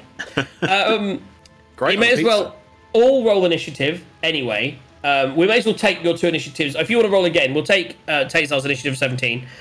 He's going to get a surprise round against him first. And then we'll save. That one is actually a nat 1. I'm just going to make this easy by... But it's 4. I'm going to 0 everybody in there. There you go. So you're all 0'd. You can just now put your new numbers in. So you've got your initiative 17, Tazar, which I've added. And the violet fungus. Sorry, what was that dex save that Tazar had to do? What was that for? That was just for him falling to whether he takes full or half damage of 5. And so it's 4. So 5. So as you fall, take 5 points of damage. You just start tumbling down the stairs. Take 5 points of damage. And then you're in the fungus. And the fungus are just reaching out to you as we go into some combat. Let's do this. Fungi! Who doesn't love fungi? It's Taser rolling initiative. You already He already did. I gave you 17 from earlier. He rolled initiative for the fall, so I gave him the 17, and everyone else has rolled. And in fact, I only need to do that and that rather than put them in order. I need to roll for the fungus. Guys, stay up there. I'm coming back up. And I think Tazar's got more dex than Quent. So let me just roll initiative. Boom, boom. That's a low initiative. How is that even possible? Yeah, I thought Overflow? I rolled a 1. That's a crit fail, by the way. So the things are flying in for money right now. I rolled a 1 -5. They have a -5 for dexterity. They're not very dexterous. Yeah. So basically, they just look like normal. All of a sudden, a few were the ones that are there suddenly start to reach out. You didn't spot the difference before with your nature checks. You saw different mushrooms. The ones at the bottom of the stairs very much just reach out and are going to... Each of them is going to just, as now Tazar falls literally into the middle of them, right there on top of that one. Everyone else is at the top of the stairs. Each of them is going to roll. I doubt any of them will hit, dude, with your thing. As your armor protects you, you're kind of holding the shield up, trying to battering their things away. That's a 14. That's a 13. That's a 5. And that's a 4. So at the moment, as you're lying in all these fungi, they all get rotting, touchy. Okay, 1 second. I didn't realise that. It wasn't just one attack each. Oh, shit. Dice down, dice down. Okay, that's a 3. They get so many more attacks. Okay, so I'm going to keep rolling to see. That's... that is it for that dice. That dice is gone, and we have 3 more rolls for this dice. That's 10. That's 19. There we go. That's a 21 to hit. And that's it. So basically, all their tendrils around you, and they're wrapping you up, and they're trying to hold you. And one of them manages to kind of pierce in by your neck, and it does 1d8 necrotic damage, and that's an 8. So one of them kind of latches onto your neck and does 8 necrotic damage. Ouch. And that is their turn. And you know the really weird thing? Because they got the surprise round, they don't get a turn this round, which now means everyone gets to go twice. Before they go again. Before they go again. So I'm thinking it's just going to be like chop suey. There'll be some. If you get some eggs out, you can make some really nice omelettes. Quen, off you go, son. Yes, master. Now, just to clarify, as you go, are you jumping down the gap or are you running down the stairs? I am riding the axe beak. Are you riding the axe beak down the stairs? Yeah. Okay. That's fine. You didn't trigger anything. You get down the bottom of the stairs, and are you attacking? Yes, I am. Okay, so do 2 attacks with your axe, and the axe beak, I imagine, is also attacking. It's really confused. You've got an axe beak and an axe. Yes, it is confusing. Anyway, main character first with 2 attacks. Ooh. It's what? 13 to hit? I would imagine that hits. That does hit. Arlo, what's the lowest AC you've ever seen? Lowest AC. I haven't seen anything below 10. This has got an AC of 5. I don't think you can miss. What is your plus, Quen? 7. So you can't miss. So just roll for nat 20s only. And do your 2 attacks. So the first attack, what's the damage? First attack is finding my B12 plus the 4, so 16 damage. So you carve through the first mushroom that was already a little bit frost damaged, and it kind of breaks off the frost from it, and it splats to bits. Yay! Next. It's an X mushroom. So then you step forward. Yep, and the next one gets an 11 to hit, which would obviously hit a 5er. Yeah. Damage. And that is 12 damage. So that one's still up. Okay, well... And you're riding the axe beak. Is the axe beak going to attack the same one? Yes, it is. Okay. It notices, but it's not quite down. It is just to fuck. Yeah. Down with the beak. Roll to hit.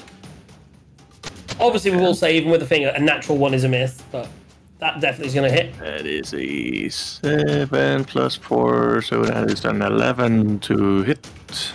And do damage. D8 plus 2. That is so. As you do it, it then notices it. 7 damage. And it is beaten. So that one again now is dead. As dead as a mushroom can be. I killed something. I happy. Tazar, you're writhing in it. You see Quen come over and slash one, slash the other one. This axe beak grabs it and just like shakes it in its mouth.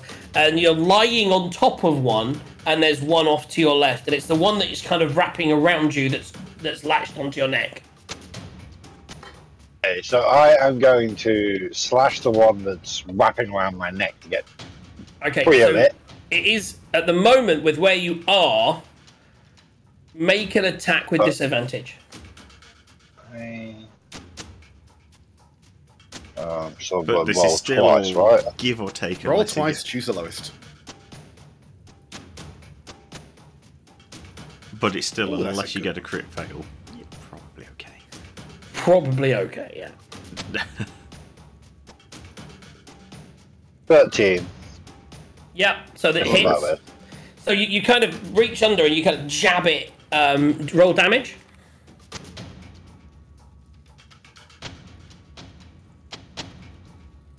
Eight points of damage. Okay, it's certainly taken some damage. As you get up, did you want to get off of it now? Yes. So you kind of get off of it and stand to the side. And it's not quite bloodied, but it's certainly very hurt. Do you want to do anything else? You can do your second attack, of course, because you have 2 attacks now. Ooh, I do.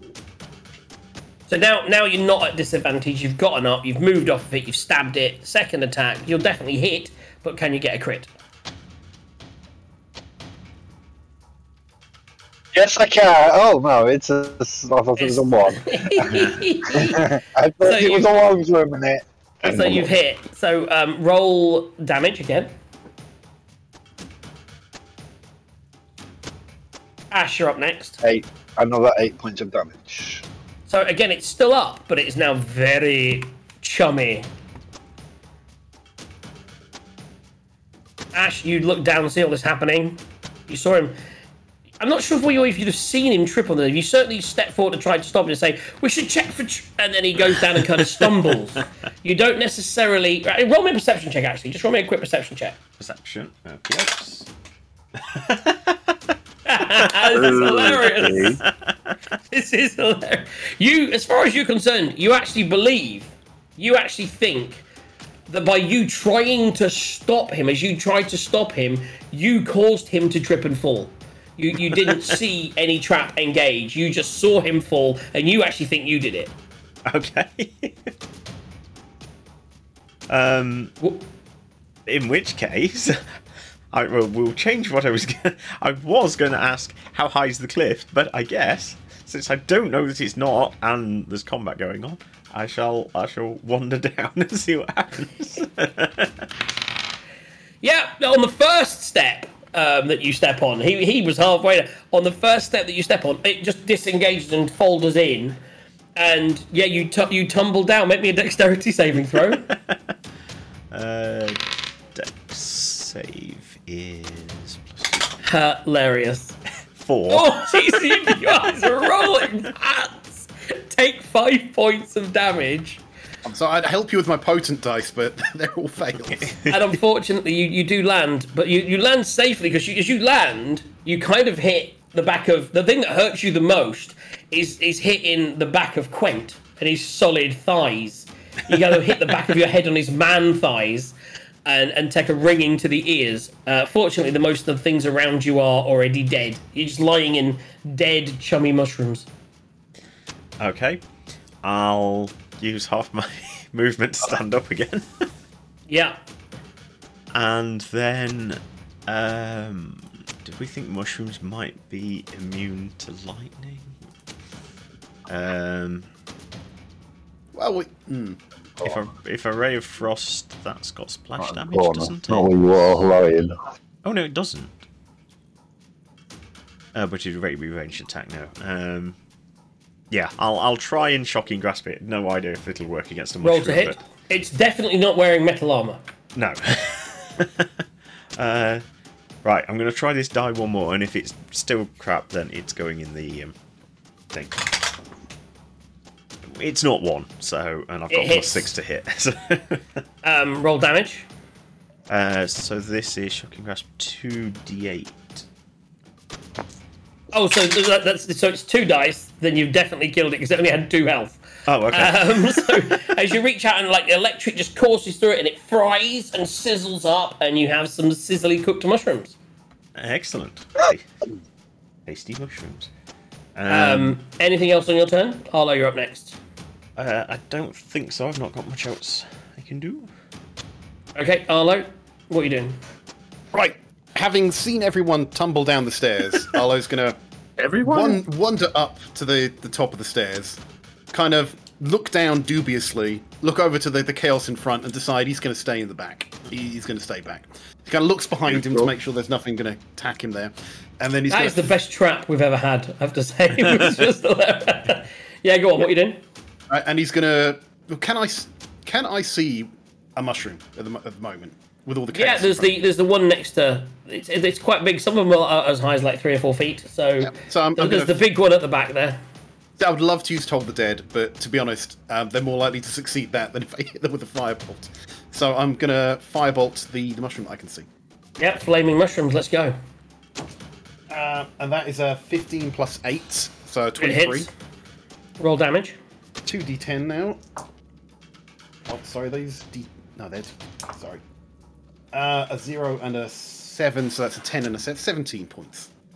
It's very, very crispy mushroom, but still up. And I'm going to stay at the top of the stairs right now. So you get 2d10. Is that just you, or is that like a wizard thing? So all our cantrips at level 5, everyone else gets 2 attacks, the martial characters, and we you double get the dice. double dice on your cantrip damage. Makes sense. So 1 attack, but double the damage. That doesn't happen in BG3, does it? It does. Does it? Yeah. Ooh, You I just don't have to know. wait I've long got enough. 3D. I don't think I have a caster. You need to get to level 5. I've got everyone at 5, but I multi-class everyone. So I don't think I've got pure caster level over And it 5 increases again at level 11, and then at level 17. yet. Nice. Anyway, Quasar and I think due to the fact, I think Quent, if you then see him do that, I'm guessing you're going to just run over there and smash the fiery mushroom. Yes, and that would be my plan. It's got 1 hit point, and you can't miss. So for the sake of brevity, we'll say that you run over there and you just smash it. Just giving it the evil angle, like, Yeah. I mean, you just look at it. You just look at it, and it's looking at you, and it just wilts. oh crap. Okay. So, Yes, as from you look, hell. as you look around the room, now how are you coming down the stairs, Arlo? Are you How looking? high Are you is going the to check them first? It's 10 feet.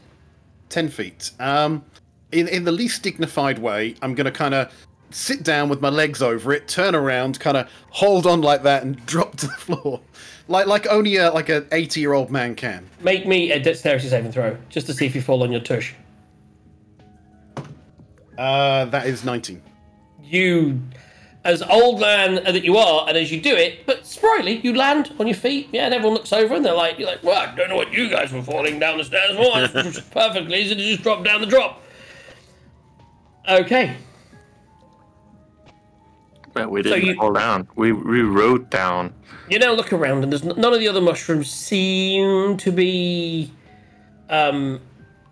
attacky. It seemed that this was a trap designed for people to fall into the leaving mushrooms. The rest, as you kind of as you sort of each of you check and poke around as well as nature checking, you nothing else seems to be attacking. Yeah, so I'm just going to tell Tazar, it's like, Taser, remember this.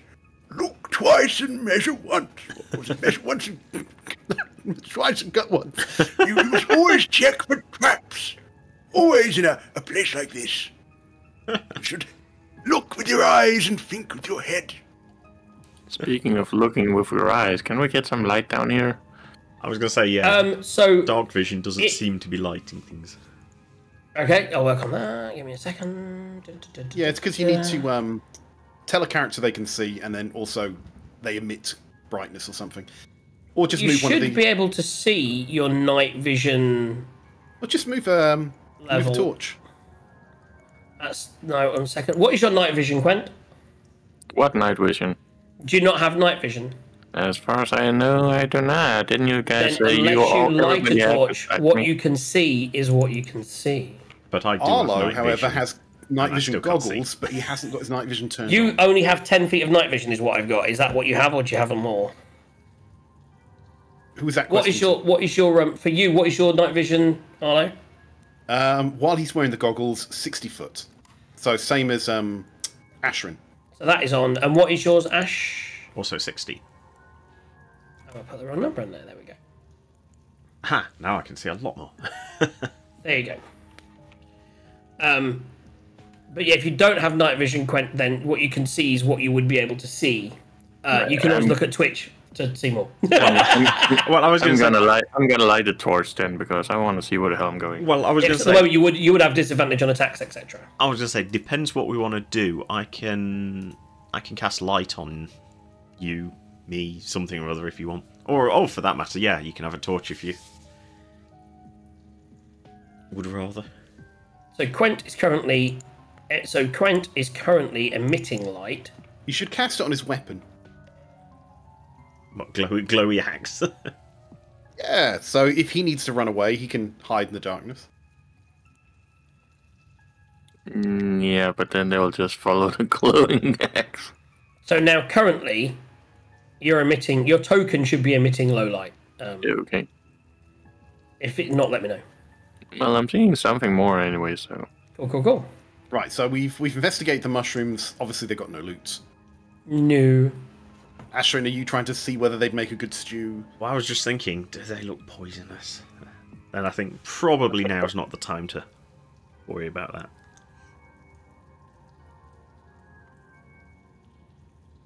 Right. Okay. Are you heading forward? It's either that or a short rest. I will jump on top of my X-Peak and ride forward, because why not? Okay. Yeah, Right. I'm gonna I'll not stay follow too close to the to the front because I'm still feeling a bit squishy.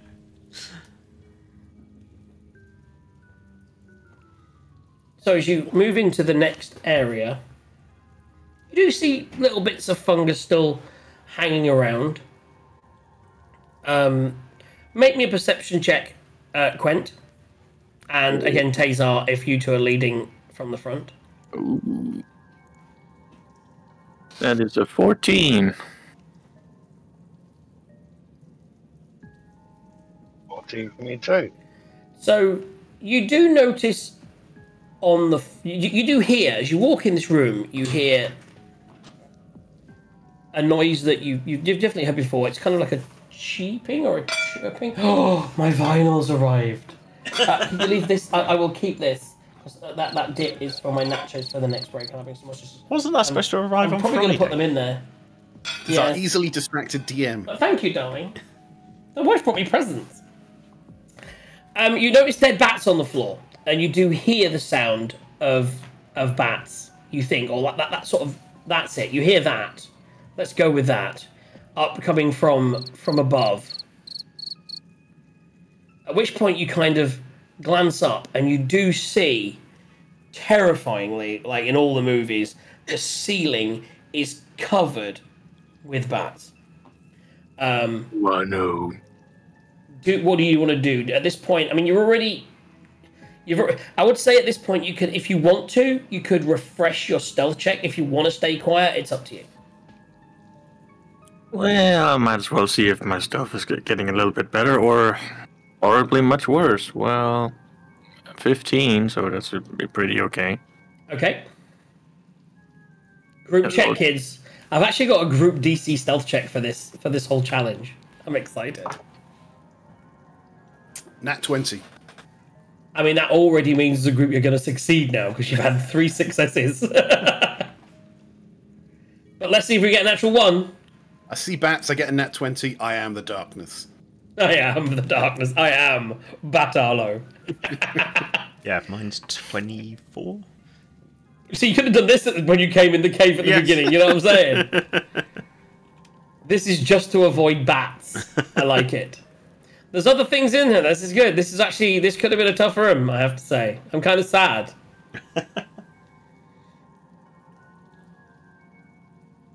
Well, might as well move forward then. Yeah. I don't know that one. Interesting. Right. So as you're in the room, let me now. I'm moving my camera angle and moving you guys in. Why is all the tokens grayed out for me? Oh, they're just not anymore now. That's weird. Let's talk about the area that you're in.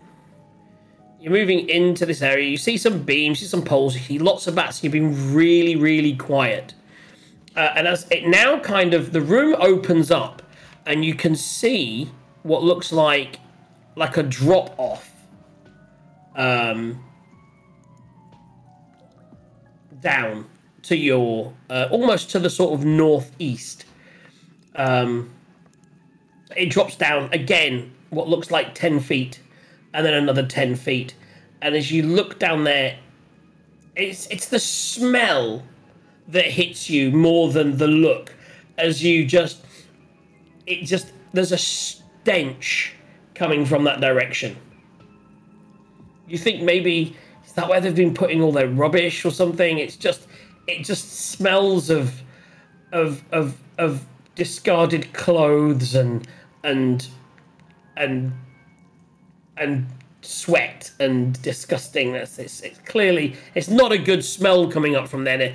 And if you want to investigate, you can see what else you see, but it's not a good smell coming Am I from. supposed to be able to see little dragony people? No. Okay. Where? What? Oh. Are they even there? 1 second. I'll read that in a second. I'm not sure. There's also some drawing on the floor, which I'm not sure. There is a light. I mean, the drawing is probably from the last group. Yeah. We can definitely get rid of that. We don't need that. That's just I didn't know that was there. But let me read. I'm just going to that section. Okay. You would. You are stealthed. Very, very stealthed.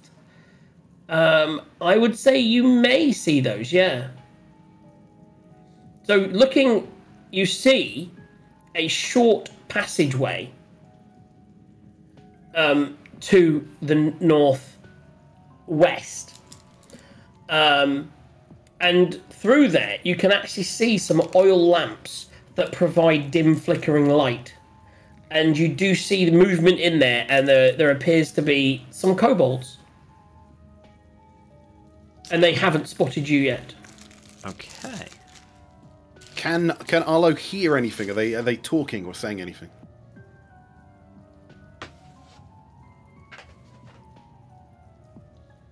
They are talking in... No, I would say they are, but nothing of importance. It's like, just stick around here. I imagine, do you speak kobold? I imagine they're just speaking kobold.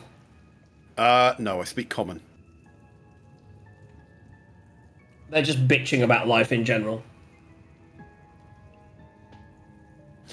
Okay. Okay, so we've got Stinky Passage, Cobalt Passage, and then effectively the main route that... So the way to the north is clear and open, and it is lit, and there are things there. There is an area down with a drop-off that smells. And then also, there is some stairs that lead down. Oh, that's interesting. Yeah, stairs that lead down. Right, so we haven't had a good track record with things so far. Shall we just attack them rather than talking to them? Yeah, might as well clear the obstacles, so head northwest, clear the room, and see what happens. My opinion. Well, you're sort of leading, so yeah, plan Q. Yep, I am going to quickly swap out the rapier for the scimitar, though, just so it's Okay. not... So you're going scimitar in one hand, shield still in the other hand, or are you going to dual wield scimitars? No, Okay. No.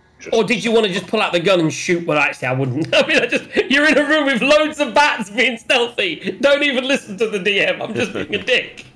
Just fire the gun. Bats! It's too much. I was like, I tried the bats to escape with. we can just That be might be a quiet good so we idea. don't disturb the bat. Boom! Hilarious. Okay. Death by 1,000 bat scratches. Death by 1,000 bats. Okay, so you're heading through the short passageway to the north, correct? Northwest. Yeesh. Okay. So we're attempting a surprise round. So are you riding the axe beak? Yes. So as you ride the axe beak, as you get to here, suddenly you realise your mistake as soon as the axe beak steps on it, that actually the floor is a false floor, and it's just some wood that's been layered over, and as you step on it, actually before you step on it, make me one perception check, please, Quen, just to see if you see it before you step on it. I don't think I do. That is an 8. No. So you basically step onto it, and as you step, the floor gives way, and you only drop like 2 feet. But the bird, not even you, because you're riding it, the bird lands in a pit of poisoned spikes. Yep. Kind of figured it was gonna be something like that. Each character moves between the areas, needs to do this or that. The character... So, the bird takes 2 points of piercing damage, and it needs to do a Constitution saving throw. 11, apparently. Okay. It succeeded. It was only a DC 10. Otherwise, it would have started attacking you guys, which would have been amazing. Oh my god. Well, maybe there's a whole other table of rolling for that. So it's fine. So it's for now, but it's stuck in one of these spikes at the moment. Yeah. So it's currently there. At which point, as you ride in and it drops, the kobolds notice you, and surprise, surprise. Let's do it. A little one of those. This is just fight after fight. You know what I mean? Quent is loving this. This is definitely the combat. Let's do some more. Let's do some more initiatives, shall we? How'd you clear it? I just go there and I go clear, right? Yeah, remove all turns, clear list, boom. Although that means I've got to get the names back on there. I should have just zeroed them. I like that you put R in there. That's funny. Control U. So the axe beat goes on your turn, doesn't it? Control U, and Control U. How are we doing, guys? Anyway, so we've got Thog Kepus is here. How you doing, guy? Miss Banner's still knocking around, trying to get some crit money. Trace is here as well. Hi, guys. Palo Oda's still knocking around. I'm excited because we get to have some more combat, and I get to play as kobolds, and I like kobolds. What I do need to do is now find my kobolds, because I've got a new... I will show you my screen one day. I've now got a little area that I have my character sheets for the characters, but I need to pop both of them out into it, which will take me a few seconds. And what we are going to do before this combat is I think we're going to take a short break, mainly because I need to pee. So fix someone's screen. And well, we can try. We're on a short break. I think he's going to watch on Twitch. I can't see. I don't think that's fixing without a restart, and his last restart took like half an hour. So I think we'll just go. But it's all good because he can see. We can. Well, we've rolled well. I'm liking it. So currently there, what I would say is he's moving. The group would follow in the order that they were following, and I'm going to sort of do that with where people are. Are you happy with your locations for our initiative roll? Yeah, I think so. Okay, and I need to click on the actual token and then go. Wait, was that the kobold or the winged? Is that a kobold or a winged kobold? That is a kobold. It says kobold. And that is a winged kobold. Boom. And then we go here, and then we go descending. Ash, what the fuck, man? I got a 19. Like every initiative, 20, 22, 20, like, Jesus. Well, now, I didn't when he was falling down the stairs. That's true. Okay, so I'm going to switch out to some combat music. But we're going to take a 3-minute break. Before we come back to some combat. So guys, go to the toilet, get yourself a drink, get yourselves ready. We'll be back here in 3 minutes for some combat, sponsored by a completely different beer, which I'm going to go and find out in a minute. Back in 3.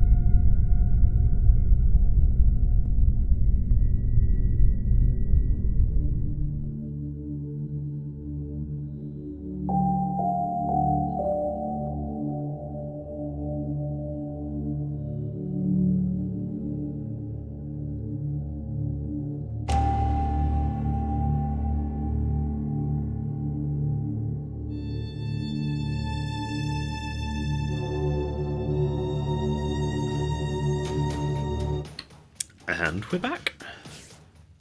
I have literally just done a quick restart of the whole machine, and I still have a black screen, so I will have to So concentrate. JJ, have you actually given him control of the character? Is it just like a blank template character you've dropped down? It's his character. No, what I mean is, on a black screen, he'd still see his character token. He can't see anyone's character tokens, which is weird, because I've got one of the tokens. I've got a token emitting light, so I think it could be that. Yeah, 1 second, that could be it. If I go into here... No, Eagle, it's in his journal, and it can be controlled by him. Yeah, and he has sight as well, doesn't he? Oh, there's 2. Oh, interesting. Did I bring in the wrong one? That's a potential thing, guys. So now if I drop this token in, can you see now? Because there is 2. No tokens on this page have vision, is what I'm getting. I mean, that's just weird. Control L, can he see light, the second token? But I can. No, I see, I can't with the second token, but I can with the first token. Yeah, so emit light on the second token, and then give up if it doesn't work. Yeah. Well, it wouldn't have, but he said that no tokens have vision, but that's the other tokens do. But if I do that and that, and then 60 foot. Can you see now? There we go. Boom. Sorted. We did it. We worked it out. Does no one want to, like, heal any of the injured people? There's or drink any potions? Healing. We have the least healing party in the world. Sorry. Well, you need to sort that out, DM, with magical items. I can do healing, but yeah, maybe after combat. There you go. I don't know if I'm going to survive this combat, so I am going to. You got second wind. You got second wind, yeah. Yes, but I'm down to about halfway. Well, you can second wind right now. A second wind is still a D12, isn't it, or D10 or something? Yeah, D10 plus 5, so that's pretty good. Certainly better than any healing I could do. Yeah, you can get 15 points of health. We may need to short rest after this. So as you go into the combat, he falls in there, he goes, oh, and he's going to use his... What I would say is, I will allow... Taser, so I've just lost you off the... Do you remember what initiative you had? I deleted you, so you've gone. Still showing on Roll20, 16. Not nice. Roll20, D&D Beyond. Cool. So what I would say is, you can heal up before combat. You see him go into that thing, you think, oh shit, and heal, and then we go for the roll. Yep, second wind, so 1 per short rest. We gain 1d10 plus 5, so 10.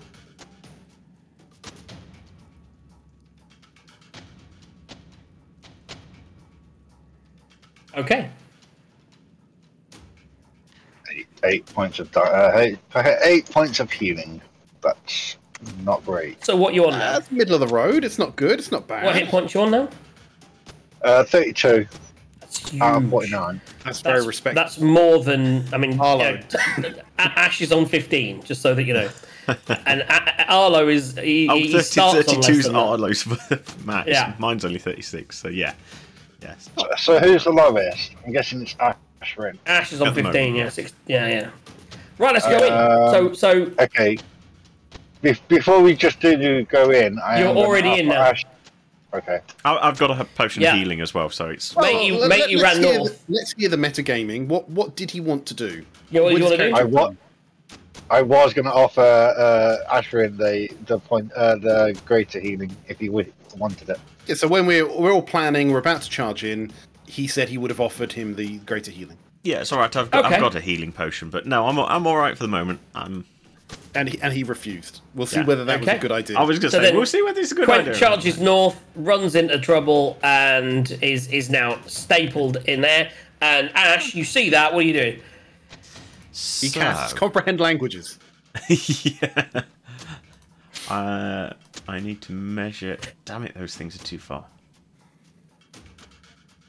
Okay, that screws with that idea. We can move forward. What, onto the spikes? So for everyone that's never played before, for people who haven't played, everyone gets an action, a bonus action, a movement. They've all got their character sheet, which has all these different things, and obviously the terrain has what it has. So that the spikes, so that you know, the spikes are approximately The spike. I'm imagining 5 foot. I believe it's 10. Okay. You can jump equal to your strength, so I think like 8 Oh no, feet. sorry, the ledge. There's a ledge in that room. There's a ledge in that room. What is that noise? That's Oh, it's Eagle. Eagle. Somebody- Eagle, turn your mic off when you leave the computer. Start shouting. Oh my god. Yeah, so you've got 10 foot. It is 5 foot. You're right. It is a 5 foot set of traps. There's something else for 10 foot. It's 2 traps of 5 foot. I'm now worried about the something else. That's just the description when you get in the room. There's a legend and there's some stuff, but you're not in there yet. You can't see any of that yet. So. Okay, so I could jump, but given that I'm squishy, I don't want to do that this round. And annoyingly, that one's too far, because I think Bane by default gives you 3 creatures, so there's no point in wasting that. So yes, I think this round I'm not going to do an awful lot of anything too useful. Oh, okay, yeah. Says Ashrin every turn. Hey! At least he doesn't have bonfire. Yeah. I would have cast Bonfire under the winged kobold. Yes, okay, so yes, I'm going to do that. Well, not the bonfire thing, just to clarify. Just to be clear. I'm going to magic missile at 2nd level the nice. winged cobalt. How many would that be? That's 4, isn't 4. it? Yeah. Are you sure you don't want to spread them a little bit? I thought we'd determine the winged cobalt had a reasonable amount of HP. I mean, it depends what you call reasonable. Magic missile is only 1d4 plus 1. It could literally do 2 damage. Okay. Well, let's roll and find out. Yeah. Well, if nothing else, I'd So it's take got 1 4 damage by default. The thing is, whether I should know, it's a bit meta. It's the next True. one in the turn order. True. So if I can take it out, then we get Quentin. He can Oh, get you out the son of a pit. bitch! I didn't spot that, but you wouldn't have known that, man. But he's in fairness, the He's nearest he's one. the closest one, yeah. Right. Yeah. So. Ooh. 8 plus 4 is 12 points of force, is it? He is definitely. So all of a sudden, it's like he hasn't even spotted you. They all turn around when they see this axe beak drop in the poison, and they're like, "Ah!" And as they do that, and he just gets hit by 4 like bullets of force, and he just drops dead. There's lots of little combats, but they're not hard yet. Yeah. The Beholder's coming in a minute. Yeah, you get a Beholder in a second. Yeah. Is that your turn? Yes. Hazar, you're up next. I don't want to Bonus jump actions, in. reactions. No, not really. I think for now that would be Tazar, there's an axe beak pierced to some spike traps in front of you. The spike traps. Quen is actually riding that, so there is gap to the side to go through, but it would be a 10-foot jump, a 5-foot jump over the spikes, Which you can make easily. which you can make. Yep. So I am going to. So I'm going to make the gap. Yeah. Yeah, 5 foot wouldn't be a problem. Okay. I wouldn't even say with your strength you need to roll for that. It's only people with minor strength that I would make to roll for it. Okay. So there's at least 2 kobolds you can see. Okay. So. So you're going to run, you're going to jump. That Yep. gives you, that's 5, 10. You've still got 20 foot of movement. Okay. So. So okay. So. Go there and start hitting him with my scimitar. Okay, roll to attack. First attack. Oh, that's a dirty 20. That hits, roll damage.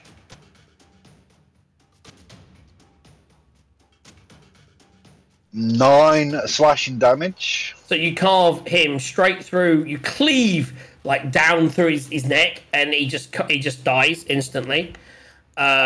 These are not very hardy kobolds.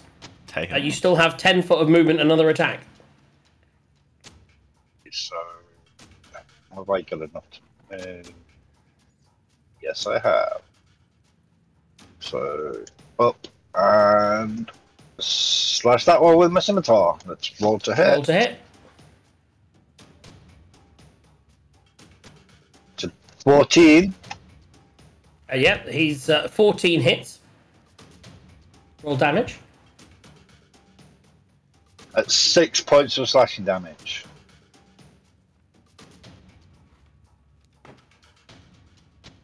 He is... He's still up. Just. Nice. It's poor kobolds.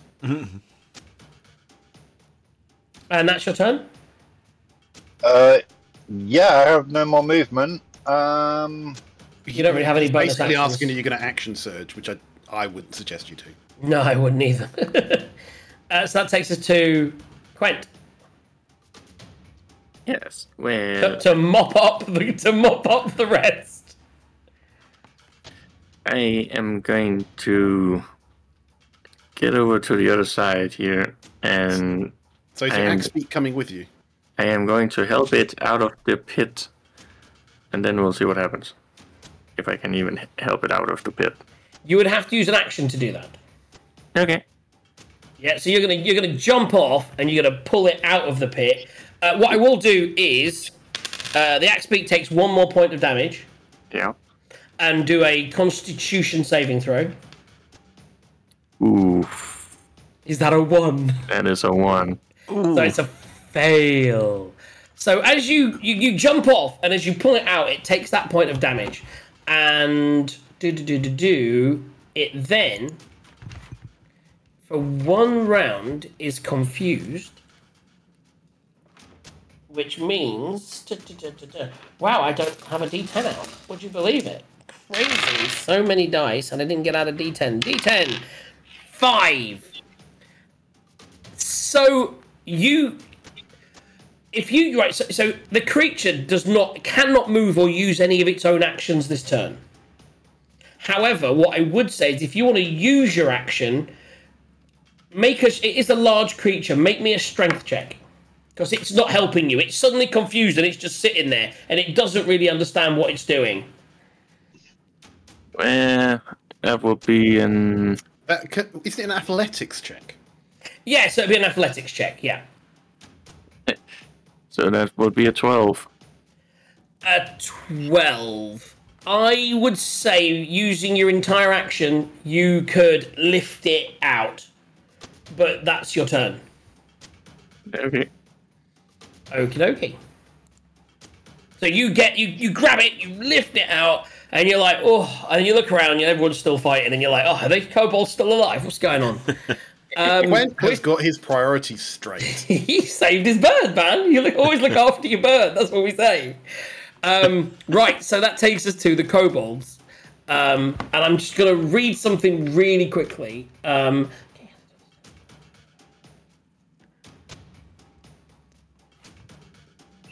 Okay, I'm gonna. I would say he's gonna go 5, 10. No, he can't. He can't get past Taser. Taser's standing in the right place, so he's gonna run. This one's gonna attack you, Taser. So he's gonna attack you for absolutely nothing. He's just gonna the first one swings to hit Taser, and you just parry it off with his shield. The other one runs at you, and just when you think it's going to attack, it's going to go for an acrobatics check, which it's terrible at. So as it kind of leaps, it tries to get by you without you getting an attack of opportunity, but it fails, and it bounces off the wall and lands right next to you. You do have the chance of an attack of opportunity. Do you want to take it? Yeah. Oh, hell yes. Okay, so roll to hit.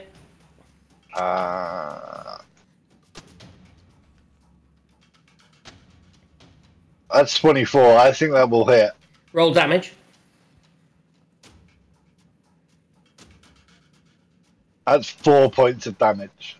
Ooh, so it takes the damage, and as it's like your scimitar's in its back, and it reaches forward, and it grabs hold of this key that is literally next to. As you look up there now, you see there's a set of stairs that descend down with a locked cage door on the front, and it is going to use its action to open the cage, and then it's going to stumble the rest of its movement down the stairs.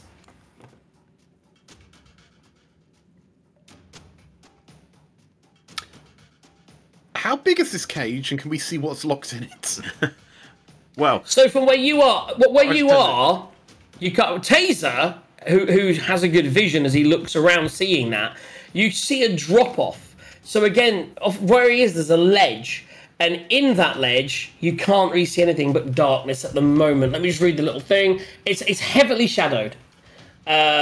And without looking in there or doing a search or anything, you don't know what's in there. All you know is that the kobold ran to try to get in there. And he was going to turn around and try and lock the door, but then he realised he doesn't have two actions, and D&D's D&D, baby.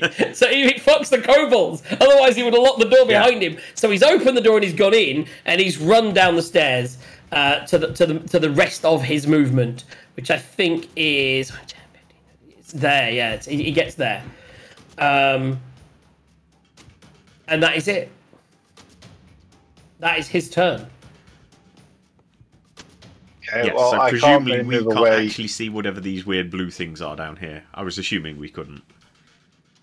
That's correct. They are in the dark light. Yeah, I was assuming we couldn't, but always worth it. Stupid not being able to see what you're supposed to be able to see. The wind kobold is gone now, isn't it? So I can remove that and I can put that there. There we go. And I realise that now that he's opened that door, I'm going to just quickly do... I mean, you say you can't see it. I'm going to do a secret initiative roll. That shows in the turn order. Fuck you! If you put them on the GM layer, they will be in the turn order, but you can't see them. They're in the GM layer! I didn't click on the tag. I didn't click on it, though. But they rolled... Oh, by the way, they rolled quite well. In fairness. Because they're up after Arlo. So that's good. Well, Arlo, knowing none of this, I'm assuming Xala's turn now. Yes, it is. He's going to step forward, look over the 5 foot of spikes, which he should easily be able to clear, but as someone has mentioned, he will have to roll for it. The -1 strength. And he's going to, if you've seen Baldur's Gate, you would know this, he's going to go, Ignis! And he's going to fire a firebolt at the kobold next to Taser. So, let's roll. Oh, yes, that one. Okay, so roll to hit. 10 plus 8, 18. That hits. Okay, He has one hit point. Well, it's 20 damage. You can roll damage if you want, but he's dead. I'd rather just describe how he just turns into a flaming mass and, runs and falls. Just sizzly brown kobold. You stole Tazar's kill. He already got one, though. And with the rest of his movement, he's going to hide around the corner. Nice. Which, surprisingly, takes us to the guard drakes. Because this is a drake nursery. And from the shadowed area... Oh, you see a lucky...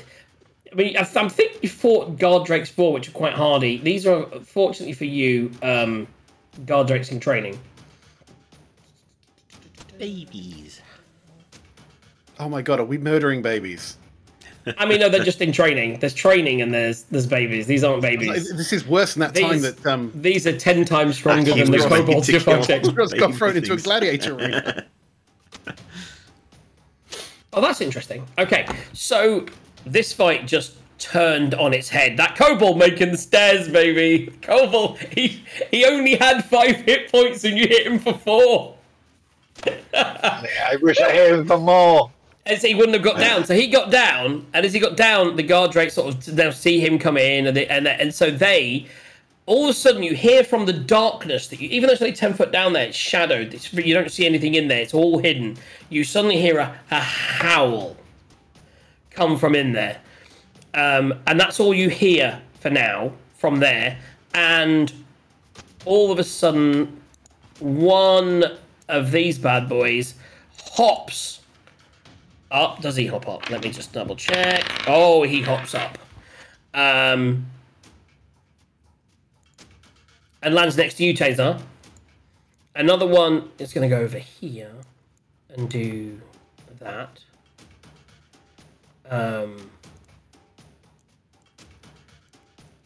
Yeah, he's there, and no one can see him yet. When maybe... Yeah, let's put... We may as well put him in the right layer anyway. And definitely this one here is gonna... What is he? So he hops up. Wait, what? And then he falls back down again. So he kind of he tried to hop up and jump down, but unfortunately he only rolled a 2. So he hops up, gets to the top, and then he stumbles back down into... Oh, that's the light. Stumbles back down into the pit. So he's not going to get an attack this round. Whereas the other one Does he take 4 damage? Do you know what? Fuck He has you. to fall at least 10 feet, but go for it. It is 10 feet, isn't it? It is 10 feet. So he does take 4 damage. There you go. Boom. The other guard Drake, right next to Tazar, is going to do a multi-attack. He's going to attack. First of all, he's going to swish his tail round at you. And he's going to roll an 18 plus 5. 23 to hit. It's a good roll. It will hit. That hits. And then his damage on the tail attack is 1d6 plus 3. So that is 3. So that's 6 points of damage with his tail. And as his tail hits you, and you're looking at, you're like, oh, yeah, spiked tail in your side. He suddenly turns around and goes, ah, and goes for a bite attack. Let's roll that dice. That's a 3. So that misses. So you manage to move out of the way of the bite attack. You get hit with the tail attack. And that is, he's just pulling him in to there. So that's fine. And that one didn't make it up. And they don't have a ranged attack. So he is gonna do that. Okay, yeah. Cool. He's going to take the dodge action. He is going to do whatever I decide he's going to do. But right now, he's actually, you know what? Yes, he's going to be the... Yeah, that's fine. That takes us from their turn and moves us into back to the top of the round. Ash. Okie dokie. I'm not going to meta the fact that I've got a -1 strength, and I'm going to try and jump. All you need to do is make me an athletics check. I'm not metaing. Arlo's a coward. Well, yes, I realise that. But what He I mean is, I'm not. Like, screw that shit. So sorry. You're what going to am I leap making? into the fray. What am I making? I really hope you roll shit. What am I making? Athletics. And it's not a high DC, it's only 5 feet. But it is a -1. Right, okay. Yes. You only need to get above a 5. And that's a No, 3. you only have to get a 5! It's like, oh my god! You got a 2. So you run forward. I should have used a potent dice here. Actually, no, I tell you what. Since I haven't used it and I always forget to use it, I'll do Favoured by the Gods. Once per short rest, if you fail a saving throw... Oh, it's not a saving throw, is it? It was just It's not a check. saving throw, it's an ability check. No. The next So you part, run forward, bro. and you think, oh, I've got this, and you jump, but you know what? You're just so weak. You are made for magic and not for muscle. It's in the name of the group, magic and muscle. And so you do land on a spear, which is irrelevant really, but it does 3 points of damage, which isn't that irrelevant for you. Yeah. And make me a constitution, which I imagine you're quite good at, saving throw. Con save, yes, hopefully. And let's try a different die. 9 plus 6, 15. That's fine. So you don't get confused, because I mean, you being confused is going to be hilarious. Could have started firing off magic missiles at your teammates. So you're currently now in the pit, which will come to... Oh, actually, it's still your turn. So what are you doing now? I was going to say, so rather than do what I intended to do, can I use my action to climb out of the pit? Or That's your something? movement. Or can I use the rest I of my would movement say to climb out yes. of the pit? Or... You can, because you've succeeded the Constitution check. Well, I'm just reading the bit. 47. It can respond. Level underneath, partial underneath, 2 feet deep. Each character will be moved through the areas. Roll a d10 on all the following two approaches. Which is what I did. And yeah, so that's fine. You can now move on. Okie dokie. Right. I'll get out of the pit. Do I lose any movement or not? I would say you've jumped. I would say your movement jumped, and then you've moved. So you've used 10 feet of your movement so far. Okay, so I can probably get to just there, just in case Arlo wants to come in. I'll want to leave a gap, but probably ain't gonna happen. Arlo saw none of it. He's got no idea. Yeah, he's never coming in. He's done for life. He's already making his way to the exit. He's having enough of this nonsense. Okay. Right. Although that left me at a very bad angle to hit that thing. You can see that this guy in front of you is dead. Those two are dead. They're lying on the floor. Tazar can move out the way. It's just a straight shot. There's no cover. Okay, cool. In which case, just as a because I haven't figured out anything else, I'm just going to Ray of Frost at the Little Drake to the north of Tazar. Okay, Ray of Frost. Yeah. Roll to hit. Okie dokie. Oh, that's better. 15 plus 6, 21. That hits. And Ray of Frost is 2d8. Oh, that's better. That's 11 points of snowflake damage. Cold. It is damaged. I mean, what do I need to do? What saving throw? Not that it's moving, but if I want to. It doesn't. Oh, no, it's just half movement, isn't it? Reduced by 10 feet until 10 feet, okay. Yeah. Not Okay, that I think cool, it's cool. going to move a lot, but... No, that's what I'm thinking, but it's now got 20 feet of movement this next turn. Yeah. Okay. Is that your turn? That is, yes. Falling in a pit. I'm really glad I left the winged kobold on the turn order. Why? There's another one? Suddenly, you start to see a couple more. Well, there wasn't until the howl. It's the howl that leads to the reinforcements arriving from Area 8. The guard drake howled out loud, and there is now. Let me just get them on the stairs. And then we go. Your blood, dear. I can't see any of this. 3, 4, 5, 6. There's a bunch of kobolds running down the stairs. One of which. Actually, I would say they would spread this way, he would spread this way. So the first few, all the ones that can see Tazar, because I believe the kobolds have a sling. So each of the kobolds is going to sling. There's no way they're going to hit him. Can any of them see? I would say one of them can see. I'd say they all... The first thing they see is a guard drake fighting Tazar, so they're all going to attack Tazar. So that's a miss, a natural 1, that's a crit fail. And a 4. So all 4 of the ones that get within range pull out their slings and they're like, let's get the bastards! And he's just like, he's powering these rocks off with his shield, like pong, pong, pong. Do you know what? Make me, as he spelled 4 times, make me a, what can I do? Let's go for... Just give me a dexterity. Hit your dexterity button. You just the +3. Just the dexterity button. Maybe he just goes deaf from all the pinging off his armor. I want to see if he's able to hit one of them back. He's obviously tries like boom. He's gonna parry one back. 7 of that dex save. Okay, so save it. So yeah, so that's 11. No, you didn't. You needed a good roll. It was like, but you're parrying them off, no problem. That is the wing kobolds. The kobolds are there as well for their turn in a minute, even though none of them are actually there yet because it's not their turn. But we'll say it. Tazar, you're up. Okay. I haven't got you're any up movement. I haven't got any movement, so I am going to attack the guard. Yeah. With the scimitar. Yeah. Roll to hit. That's a 10 to hit. That misses. Roll again if you want to do a second attack.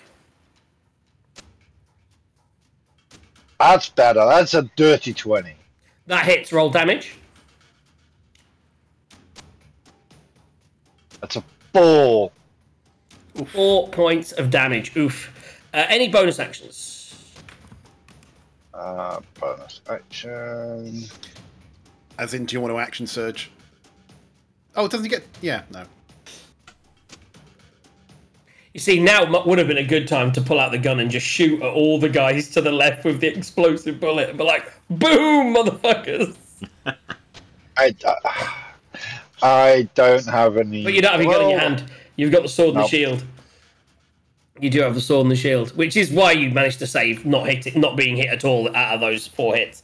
So yeah, you're just there, you're tanking at the moment. You're not in gun mode, you're in just protecting. So you're there with shield in one hand, sword in the other hand. You're not doing a lot of damage, but you're taking all these hits, and no one else is getting attacked. So are you action surging, or are you just ending your turn?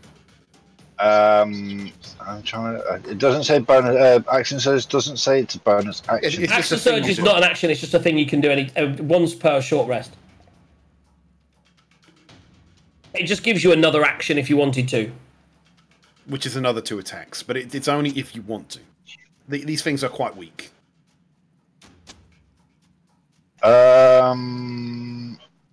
Yes, I will. Okay, so action surge, roll 2 more attacks. So roll to hit.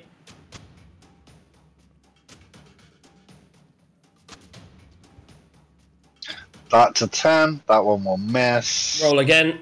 So basically, you strike and it blocks it. You then strike again, and then you're like, ooh, you feel your action surge within you, and then you swing out, and and again he parries it off with a claw, like, whoa, and then as you stab him as he was not expecting it. Roll damage.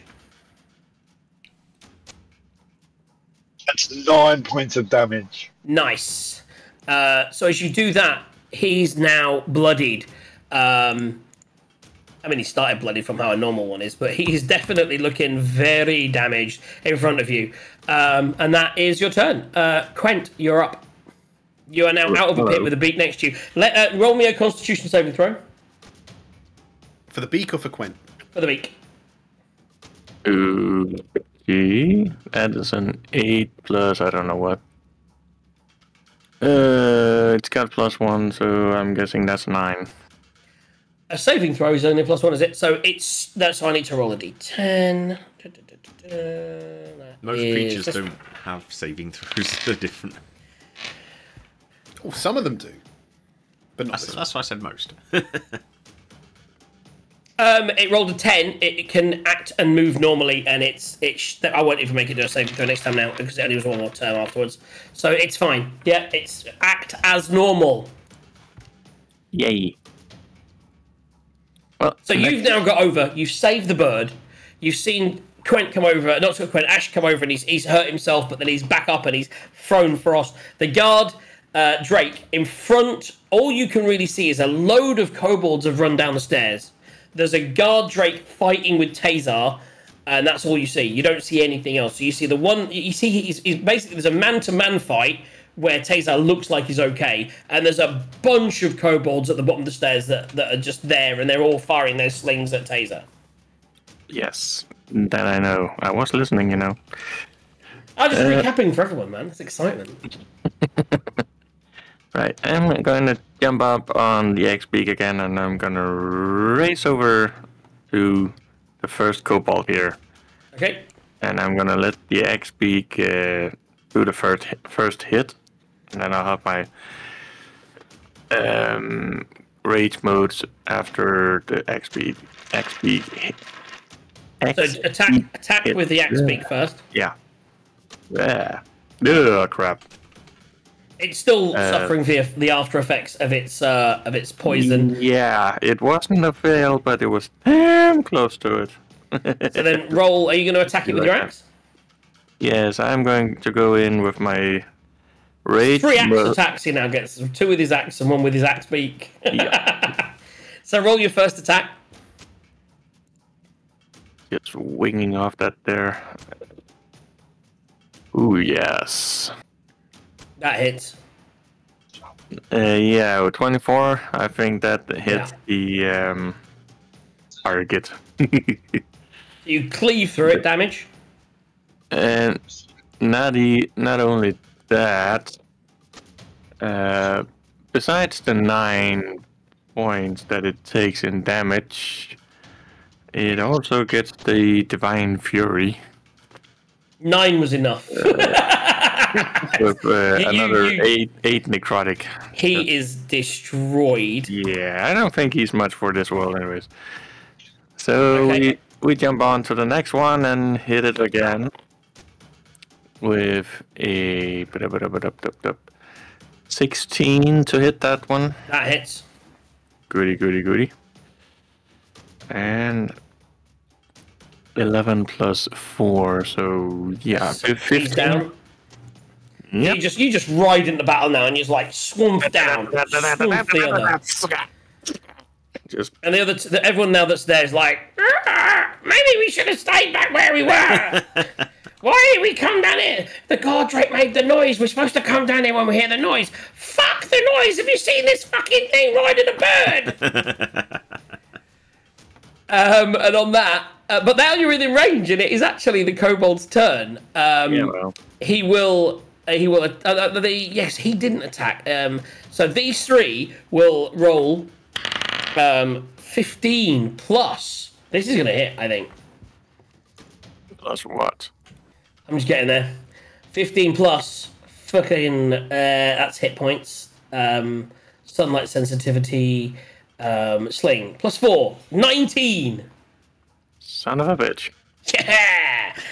Get ready for the big damage, guys. Get ready for the big damage. It's a sling attack. This is the guy on the stairs.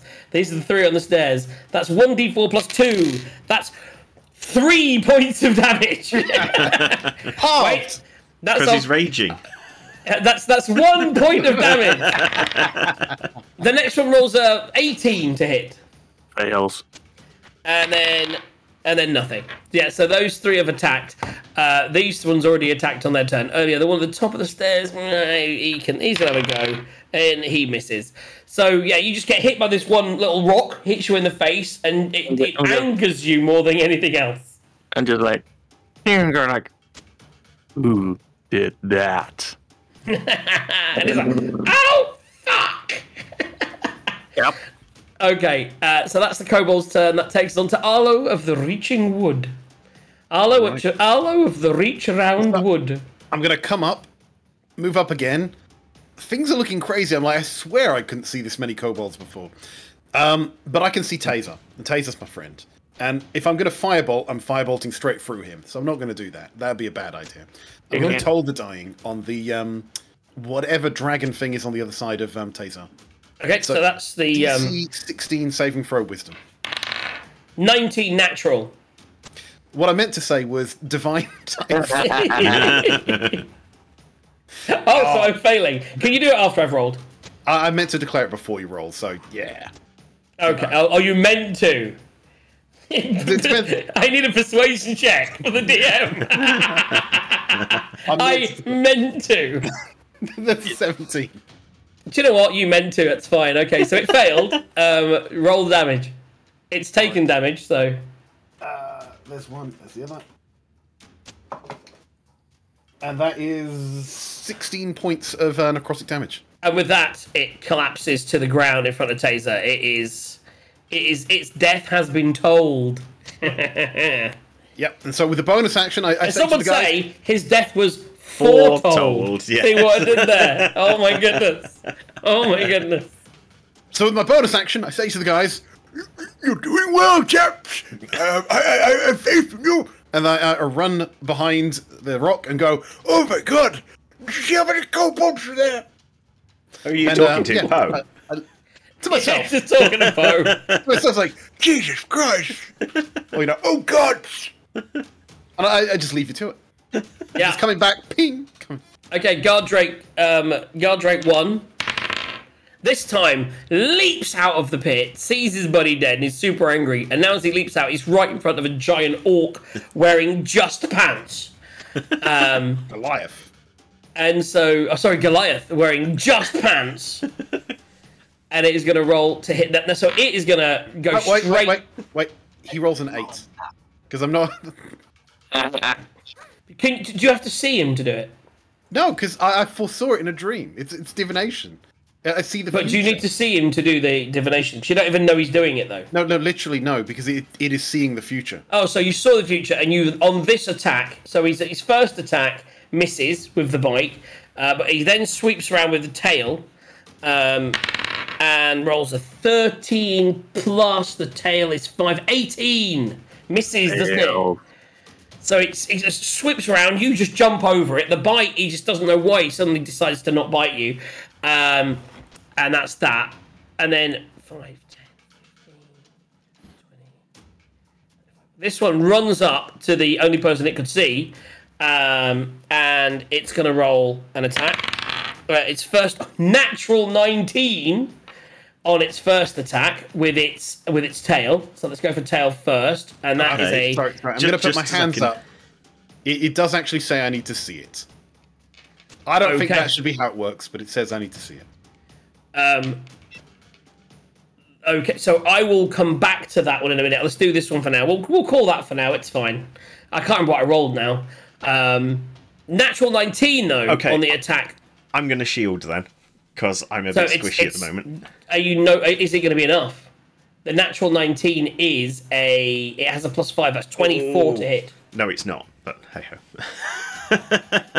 So you're not going to shield. No, I am. Going to take it like a. Oh, yes, because I can wait until after that before I do it, can't I? Because it's after you hit. So yeah, okay, I won't shield yet then. So that hits, right? Even with the shield. Yes, there's no point wasting the spell slot if you're getting hit. Anyway, is what I mean. Yeah. So you get hit for 20. So you get hit for. The tail attack is a d6 +3. That's 8 points of damage. Ouch. Oh, he's looking bad. I can get one. I'm gonna get one, guys. and then you see, as he almost trips you, but you don't. There's no trip attack, unfortunately. He then, this is my opportunity. This is my one shot, my one opportunity, and I rolled a 4. Okay. It goes to bite you, and you just managed to get out of the way. So that's him. However, the kobold, seeing all his buddies, he's now getting a bit more brave, and he's having a go. That is. Oh, do I need to declare it? I don't know. It's 18 to hit. No. The way it works is you're the DM. You just say it hits, and he tries. Yeah, I'll tell you, it's an 18 if you want to shield. Given I'm down to 4 HP, and it might take me under. Yes, it's a 1d4 +2. It could very well take you down. So yes, How many charges do you have in your Rod of Retribution anyway? There's another 2 left, but it's a reaction, so in this case, I'd rather shield. He needed to save it for the shield, yeah. So as he suddenly comes up, he sees you there, but he goes to bite to finish you off. You're looking really bloodied, and he's like, I'm getting him. Poof, and it is coming straight for your face to knock you down. You even would have foretold it as you would have been down as well. It would have been 4 points of damage, but then you just saw that and you ping up the shield, and arcane energy soaks up the rock before it can hit you, and you are okay. Just. And that takes us to Ash. Oh, right, yes. Back to me. Right, what can I do about this damn thing in front of me? I would love it if you shocking grasp, jump back over the spikes, and die on the spikes.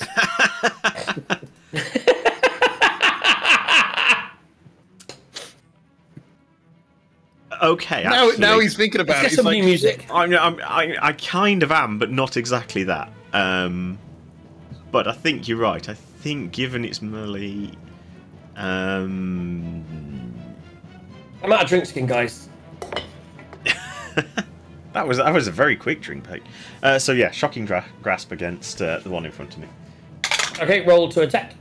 That's 6 + 6, 12. That doesn't sound misses. Great. Okay. And then I'm going to, along the lines of, I'm going to Misty Step, along the lines of what you were saying, but without the being able to fall on the spikes. He was going to run, but now he can't without taking an attack, so he's Misty Stepping. Yeah. So is that a bonus action? It is. It is, yeah, one bonus action. Where are you going to go? You put yourself where you're going. So 30 feet. So, do I need to be able to see it? Yes, I have to be able to see it. So yeah, over there. You can go there. Well, it was more. I'd go around the corner to where Arlo was. Yeah. Oh wait, Well, yeah, because you still have your movement. You could haven't miss used the my step. You movement. now still have all your movement. Yeah, so you can now go where you want. Oh, in which case, yeah, I'll go there. And so yeah, then... Well, that's good because if you'd have gone there, out of the pit below would have reached out. We don't know what's down there. You suddenly get swallowed up by the pit of stench. I love the fact that the bug of eternal stench has still not been investigated yet. So you have attacked, done nothing, and got away. Ashley's having a terror. Oh, by the way, So yeah, I'm going to run behind Arlo. You run behind the coward? That's not how it works. Exactly. Two things I'm going to need you to do.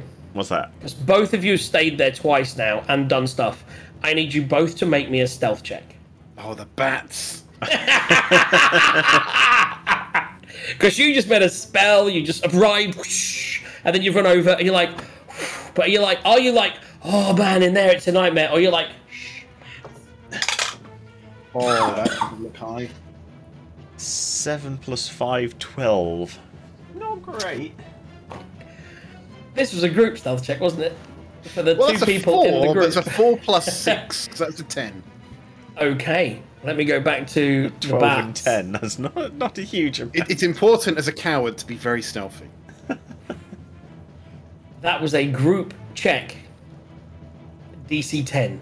You succeeded in the check to not get absolutely fucked up by bats. Just the two of you. That was so fun as well because they wouldn't even know in the other room. There's just like everything's happening with that. That's accidentally splitting the party. Yes. Okay, so you're fine. You've got. In fact, what you did is you're right. You were like. Okay, take that spell off, and that's your turn. It now takes us to the winged kobolds. This one here steps up to. Over his. Both these step over the what? Twitch. You're in lighting for Ashran. What? No, because I'm broadcasting. Right. So Ashran, yeah. do you want to move yourself? I was going to say Ashran, temporarily. I'm going to move temporarily back. move back. We know where you are. I'm just below Arlo. The cameraman is moving round for us. There we go. So the two wing kobolds are going to step up to the Axebeak and to not Tazar. Quent accordingly. That dice has done terrible, so this dice is 15. So attacking Quent for a 20. A 20? Well, okay. 20. That will just sneak in. And that was with that's the winged kobold, which I've got rid of. 1 second. We're going to finish, guys, soon. This is sad. This has been a fun day of combat. This is almost as much combat as a Sarge show. That's all I'm saying. Are you doing your show tonight, Sarge? Well, if there's people going to be showing up, then yeah. So for those that are tuned in, Sarge does have a little secret, not secret at all anymore, Sunday night where people just fight waves of enemies, much like this today. Just wave after wave of enemies. You didn't get to the big guys, but that'll be next time, guys. We have to book the next session. I'm so excited. Some of the bigger guys coming out. Although the drakes were quite powerful, but only half damage drakes. 15. That was so. I didn't know her attack, by the way. It might not be a 20 because I was on the wrong thing. It is still a 20 as the wing kobold attacks you, but it's only with a dagger, unfortunately, which hits for. Actually, they can do that. It's not well. It's this 1d6 plus 3. 5 points halved. 2 points of damage to Quent, and the Axebeak takes 14 plus 5, 19 to hit the Axebeak. I imagine that hits. Axebeak is an 11 class, so yeah. So, and it takes 7 points of damage. Okay.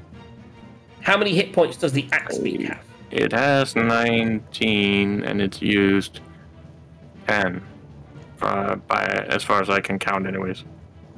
Okay, so that is now down to 9. But it's still up. And there's healing and short rests and things in your future, maybe.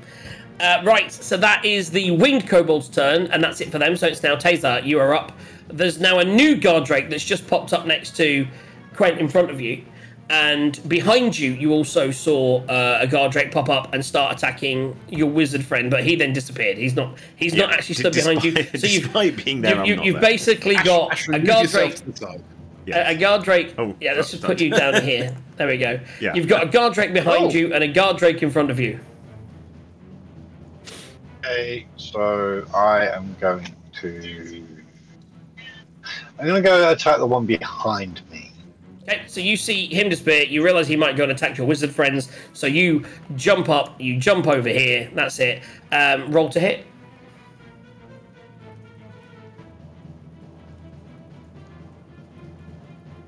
That's a 21. That hits. Roll damage.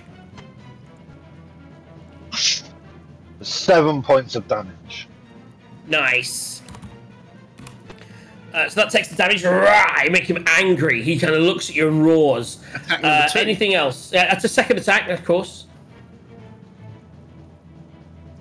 A 16 to hit.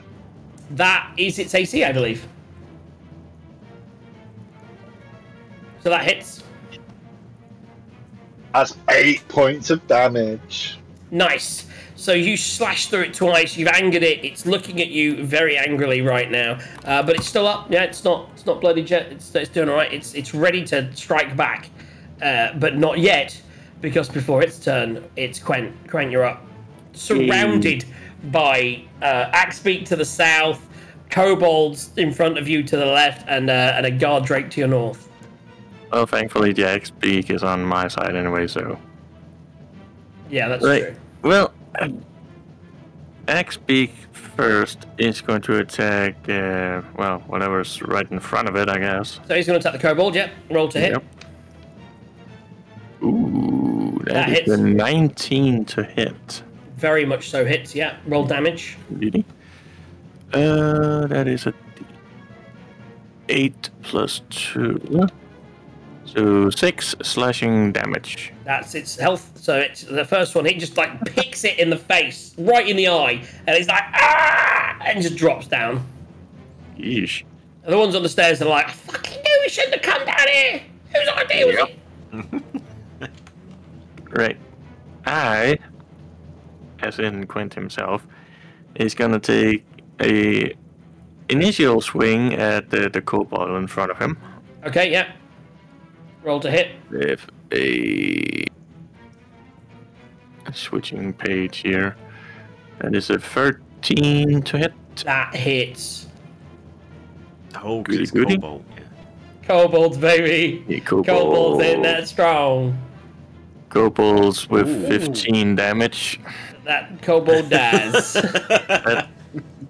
Even the winged variety. But what's the 2 half kobolds here? Oh, okay. And the last that was a winged. Does 14. It's still got a 13 AC, so you actually had the 13, so it just hit. You actually matched its AC, but its hit points were shit, so it's dead. So you've now killed all the kobolds, you've just got the drake to the north. And that is the one that's gonna get my last attack. And that's gonna be a 13. That's not gonna be enough. That is not enough for the big guy. As he kind of he's seen you kill his friends and he gets pretty angry, and he's looking at you and he's ready. Oh well. That's your turn, yeah. I kind of believe it might be yes. 4 kobolds on the stairs are not really looking to move into the kobold grinder, as we call Quent. So they're just going to stand up there. Standing on a pile of kobolds. And each of them is going to fire. Oh, 13 plus 5, 18 is not enough, is it? Nope. So it is. Oh, natural 20! A natural 20, so I get double on my D4 to hit. Yeah, here we go, guys. I really need a 4 on this. Please. I rolled a 4. So that's 8 plus 8 plus. That's 8. Yeah, so it'll be a 4. But I need to get the whole thing halved. So it's 8 plus 3 with the ranged. Oh, it's a sling dagger. 4 plus 2. 8 plus 2. So it's 10 halved. 5 points of damage. Boom! That's the most damage I've done on Quent in months. Right? And then we're going to roll again, because there's 4 of them. And that's a 13 again, so that's only 18. That misses. And the last one was a 17, so that hits. And that hits for 1. Plus 2 is the 1 point of damage. It's all ticking you down though. These little rocks just pinging off you. Yeah. You know what I mean? I just keep Bouncing off hearing his them. bicep. The evil eyes going like, "You're next." At which point now they are going to run back up the stairs out of sight. They are not. They are not happy about their friends dying. He may even go that way. I think he's had enough. Yeah. Right, that's the kobold's turn. Takes us to Arlo of the Reaching Wood. So he's running back over. You can see Tazar. He's fighting something. So again, ooh, he's not blocked. So this time he's going to firebolt him. Okay. So that I actually need to roll to hit on that one. You do. So this is not a mushroom. That is not a D20. That's a D12. What am I doing? Oh, that is 3 + 8. That misses. So your firebolt flies by, hits the stone. And he runs back to where That he is a was. pathetic turn. Roll me stealth. Do you know what? You're firing fire. Roll me a stealth check with if you're going back, roll me a stealth check with disadvantage. Hey, I didn't notice anything. Disadvantage. You're throwing fire out there now. The bats are going to see this eventually. That's a nat 20 and a 10 + 6. That's fine. Surviving away in the area of death. That takes us to the guard drake. There's 2 of them. Excellent. So let's do some attacks. So each of them gets multi-attack. So the first one is an 18 on his first attack. Let's roll the second attack as well. That's a 13. They're both +5, I think. Guard drake, multi-attack. That's +5 and +5. So that's a 23 and an 18 on Taser. So I'm guessing the 23 hits. Yep. So that is a 1d8 + 3. That's 11 points of damage. Ooh. I rolled an 8. So that's both his attacks. So you take a couple of hits. We then do the same on Taser. 19, natural 19 will hit. And a natural 20! I rolled a 19 and 20 on Gwen! Come on! So they both hit. And so it's a D8. Let's do the crit first. I rolled an 8. I wish I had the camera. Look, it's right there. There it is. That's the 20, and that's the 8. That's incredible. That is incredible. Oh, those are some very nice dice there. Blood You like those dice, yeah? You like those dice. So that's 8 doubled is 16 plus 8 doubled is 16 plus 3. That's 19 halved. That's still only 9 points of damage, Quent, for the first attack. And the second attack, I rolled a 2. At least that's not the double dice. So that's 2 plus 3, was it? 2 plus 3 is 5. So 2 points of damage. So in total, 11 points of damage on that round to you. I did some damage. He missed a point there. Was I being attacked? Yes. That was you, yes. 11 points of damage from the guard drake. I was just talking to Paladin. Apparently, he's also showing up for the murder rage later. So the guard drake hit you for a crit. I rolled a 19 and a 20. So he hit you twice, and you took 11 points of damage. Noted. What are you at the moment now? Currently, I am at 43 out of 63. Jesus Christ. Still I more. hit him like 15 times or something.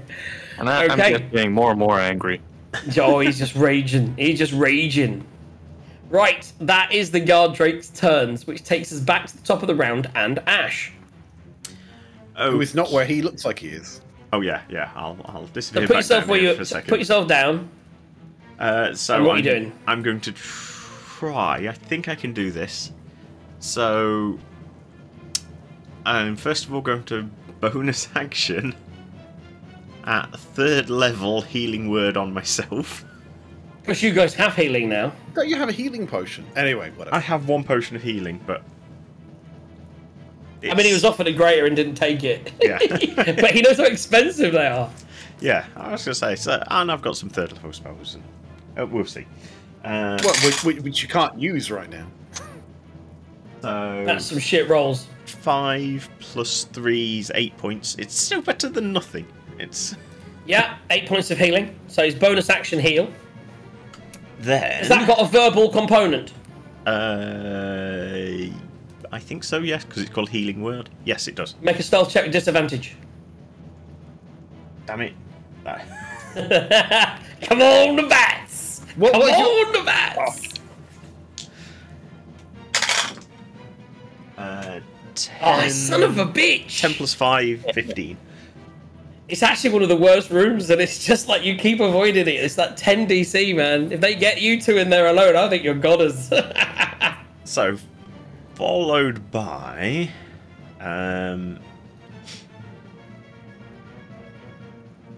yes, 15, I've got 30, so yes, I can...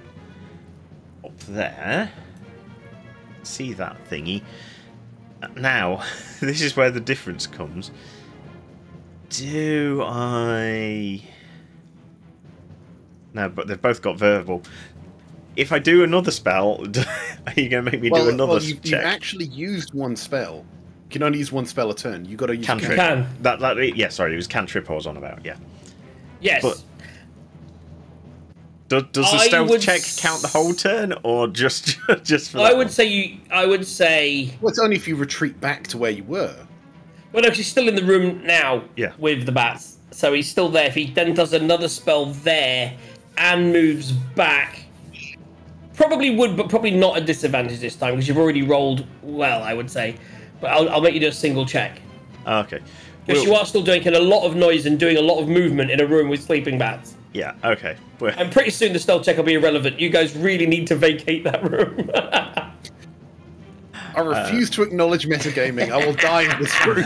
You don't know the bats are there. Well, you do know the bats are there. In fairness, you know the bats are there. Yeah. That's not even metagaming. That's just common sense. Okay. Anyway, we shall Ray of Frost. Yeah. The one next to Is that the Taser. guy on the stairs? Oh, the one that tasers? Are you gonna move? You need to move 5 foot more to the right. Fine. I'd already changed slightly what I'm going to do. Anyway, so yeah. 12 plus 6, 18. That hits.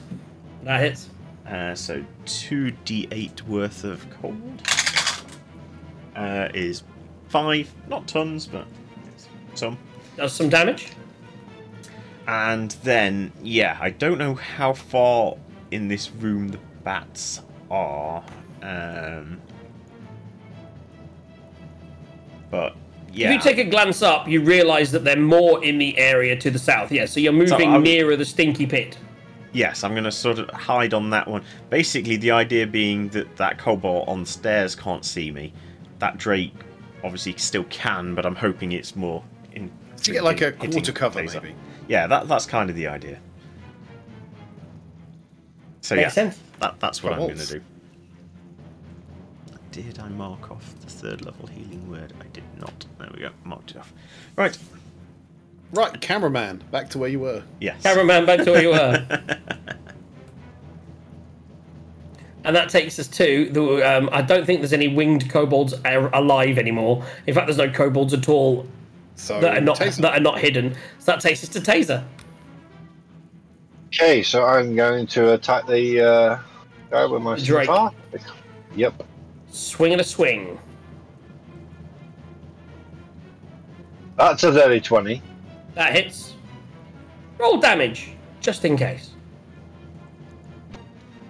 That's 4 points of damage. Okay, so attack again, if you want to. He's still up. That's 24. That hits. That's 7 points of damage. He's very crispy, but he's still standing. And he's pretty angry. He's like, he had you, he thought, and he's now, you've cleaved him twice, and he is looking really hurt. Quent. All his years of training, he's only just got through training. He's the opposite of the old guy that's 1 week from retirement. I was 1 week from completing my training. So getting more double HP. That's basically what you get when you train. You get double HP. You'd have been fine now. That takes us to Quent. Right, so I am going to tell the XP to move to this location. Yeah. And beat the snot out of that thing with Roll the to hit. pointed nose. And it will do so with a 16 to hit. That hits. Roll damage. Did not expect, but... And that is a D8 plus 2, so 6 damage. Yep, cool. It's hit. And now it's your turn. But it's not dead, okay. No, it's very not dead. He's only actually been hit once, I think. Do you not get your divine dice or something? He's about to attack now. That was the bird. Divine... yeah. That's just me. That was the axe beak, not the axe. Yeah. It's confusing. You know what I mean? Too many axes. It's 3 axe attacks, but only... So this is his first attack. Yep, and that's a 12, and that's not gonna hit. That's not going to hit. That one will hit. That's a dirty 20. That will hit. And this takes the full brunt of the attacks. Yep, indeedy. So... That is 12 plus 7 necrotic, so 19 total. It is still up. I mean, again, much like the ones to the south, these guys are really, really, really hurt, but they're not dead. It takes us to the kobolds. This one is going to pop out, and it's going to miss. All 3 of them kind of pop out, fire, pop back. No dice, as in no hit. So they all miss. Takes us to Arlo. Right. So I'm going to run over here. Yeah. Firebolt didn't work very well, so we're going to toll the dead on it, on the thing next to Taser. Yeah. So give me a wisdom saving throw, DC 16. Failed. Is there a verbal component? Probably. And that will be 12 It's plus definitely dead. It has 2 hit points. Taser nearly killed it. Taser was so close to killing it with 2 hits, but it's still up. So it's now dead too. As you ring the bell, does it actually make a noise or just in his head? Let's have a quick look. Let's have a read of the spell. And does it have any verbal components? Well, it does have a verbal, but you point at a creature you can see within range, and the sound of a deleterious. Anyway, a bell fills the air around the creature. So it gets a bell, but with that and your verbal component, just make me a stealth check with disadvantage. This will probably be the last time, maybe. That is a 60. Well, that's rolled off. That was an 11 plus 6. 8. Yeah. So again, these are very sleepy bats. Okay. Now that it looks safe-ish, I'm going to make an attempt to jump across. Roll a 1. Roll a 1. It's a DC 5. Athletics Minus 1. Minus 1.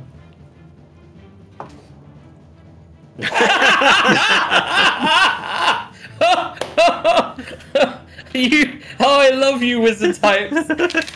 You take 2 points of damage and do a DC 10 Constitution saving throw. I don't have. So you took the 2 damage and. Oh, that didn't land. Right. Ouch. So now roll me a D10. Oh God. Is that a D10? No, that's not. He's gone insanity. We really want a 1, guys. That's 6. You cannot take any movement or actions on your next turn, as you've already done it's basically you can't take any movement or actions on your next turn. Paralyzed. Got it. You're confused for 1 turn, which means that for the next turn you cannot move or take actions. Okay. How is that any different from what he normally is? He's always confused. Can we just say I fall asleep briefly? It's a shame because if you'd have rolled a 7 or an 8, you'd have had to attack something at random, and the only thing in sight is friends. But you didn't, unfortunately. I was hoping for that 7 or an 8. Little dragon creatures. It's their turn. By the way, there was a kobold here that I missed. So he is going to do a little attack. That was never going to hit. Oh, 18 plus 4, 22 on Taser. I was wrong. Yes. It will hit. It's not a big hit, but it hits you for... Oh, a 4 on a D4. 6 points of damage on Taser.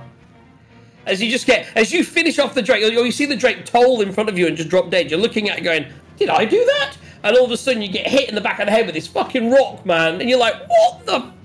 6 points of damage. What does that put you on? Is that 9 health I've got you at? Health. I am updating my thing. Now I have it. I've got you at 9. Yep. Whew. We got some low health people, man. Yeah. This has been a slog. Once this is done, I think we might need a A little definite hide in a corner and a little short rest. Guard Drake time. There's only one Guard Drake left, and it's the one barely standing, but it is going to keep fighting against a much superior adversary. It is going to roll not high enough with its first attack. And a 19 again. It is done. In fairness, this guy had some good training. So that's a 25. Oh, who's it going to attack? Let me roll. Odd, it's going to be the beak, and even it'll be Quent. It's a 1, it's going to roll against the beak. And that's a D8 plus, what did I say before? D8 plus 2 to 3. 3. 1D8 plus 3. That's 8 points of damage to the axe beak. It's got 1 health left. It is up, baby. So it is still hanging on. It's like, it's not happy, but the Guard Drake, he knew he couldn't kill you, and he was just trying to kill something. Ash, you're on deck. Right, okie dokie, I'm back here. So... Taser, you're up next. Having seen Arlo fail to jump over a short motor. It's hilarious. Yes, the thing is, I'm going to try again and do the same thing, try and jump over. I could have missed it, but I wasn't metagaming like that. So I love can't, because I've used that up. So yeah, I'm going to... Roll me a d20. Try and jump over. I mean, it's a 5-foot pit, guys. So that means I need to get a... No, 5. wait. No, 6. You need to roll a 6. Yeah. You need to roll 6 or more. 14. There we go. Ah. You leap over Arlo, who's still in there now, just like sitting there with his spike in, and going, oh, the spike in my leg. Oh, I might die. I'm never leaving this pit. You just leap over him, and what are you doing? So, yeah, I could try and pull him out, but my strength's that weak. I don't think that's going to help much. It'd be hilarious to see you try. So Oh my goodness. I'll actually go one step further, and I'll shoot at this thingy up Yeah, here. okay. Roll to attack. What am I going to do? Just... Apparently only got like 1 health left, if I remember correctly. He does have 1 health. Hit And 12 AC. But he did 6 damage to Taser. He's happy. He's like, yeah, I ain't going to rot before I died. I had that purpose. Nat Is that a 20. 2 or a 20? That is a That's crit win, everybody. That's a crit win. So, yeah. Well, it's dead then. 'cause I mean, explain to me. So you're hitting it's it with a 2d8. frost, were you? I think yeah. it's actually it's frozen solid.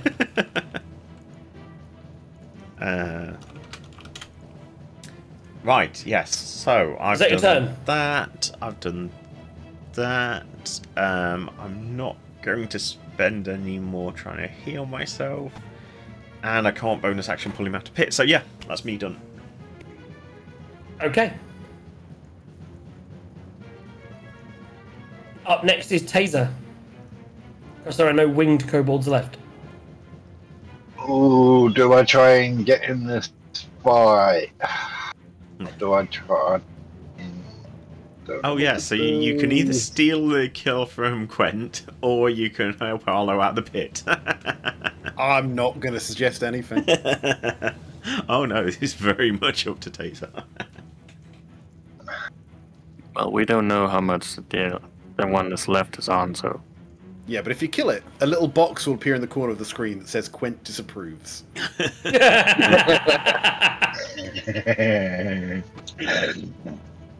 Oh no! I am going to. Seeing that Quent has the thing. Teamwork, baby. Teamwork. So you're heading back. You're gonna head back over and pull Arlo out of the pit. Yep, I'm gonna head over and pull Arlo up. Make me an athletics check. Come on, Taser. That's a 13.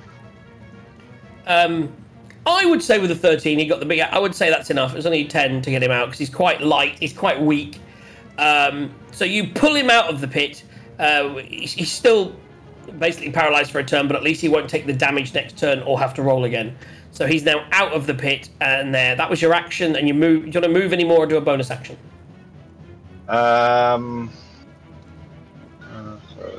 Quent, you're up next. I know.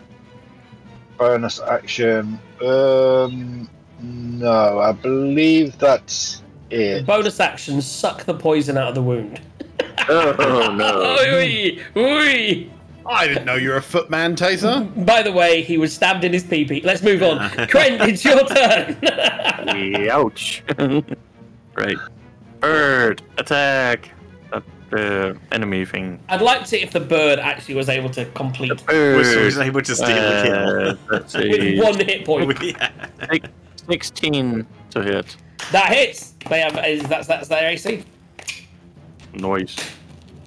So that is this state. Oh come on. 3 damage. He has 2 hit points left. He's down. Bird Oh no, he had 3. I misread it, but that's it. 3 is enough. So the bird again. The birds had man of the match, by the way. I think the birds had 3 kills. So he goes down. However, you do know that there are still some kobolds up the stairs. Yep. Are we continuing, given we're 25 minutes past your hard cutoff? I mean, mainly. I mean, what I would say is, what do you want to do? Tell me what you want to do. Look how pretty it is. Oh my goodness. You should probably retreat back to the spikes and recover, since time limit and stuff. Well, it don't depends. think If we the can kobolds are sit there, there we for an think they're hour. going to come back. Yeah, if we want to sit there for an hour, the kobolds might come and get us. Probably worth getting rid of them. I was just going to suggest you guys stand outside, and I'm going to throw a fireball up there. Problem sorted. Quent, what are you doing? So do you want to move back to the spikes for now, just to take a moment, a bead, or? Well, if you want to eliminate the rest of them, I will hunt them down and kill them. Yeah, so Quent's going up the stairs. The rest of us, I guess, are following. So we're still in combat mode at the moment. So you're going to run up the stairs, correct? That would be correct. Excellent. Oh, So as that's you bad. run up the stairs, Stairs are trapped. the stairs collapse. A portion of the floor has been replaced, surprisingly, with a sheet of parchment painted to resemble the surrounding stone. You were running up there, and you wouldn't have spotted it with your passive, and you didn't take time to look. So it is basically the same spikes, I think. It's a shallow pit, again, 2 foot deep with poison spikes. You move. I need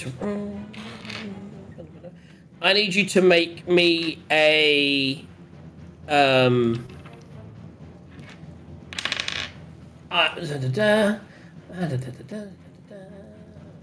don't know those. I need you to. So it's 1d4 poison damage. That's 1 damage. So take 1 damage, because you always take 1. You're still raging, but you still need to make me a DC 10 Constitution saving throw. Is +6, so 13. That's fine. So you don't take the poison. You can move through the trap and get out of it with your movement. So you basically step on a spike and be like, ow, oh, what was that? But it doesn't affect you or anything. You just take 1 point of damage, and then you're in the room, and you can see what you can see. So you see 1 kobold running down these stairs to try and maybe get away, and you do see a couple of kobolds. You see a couple of kobolds hiding around this corner.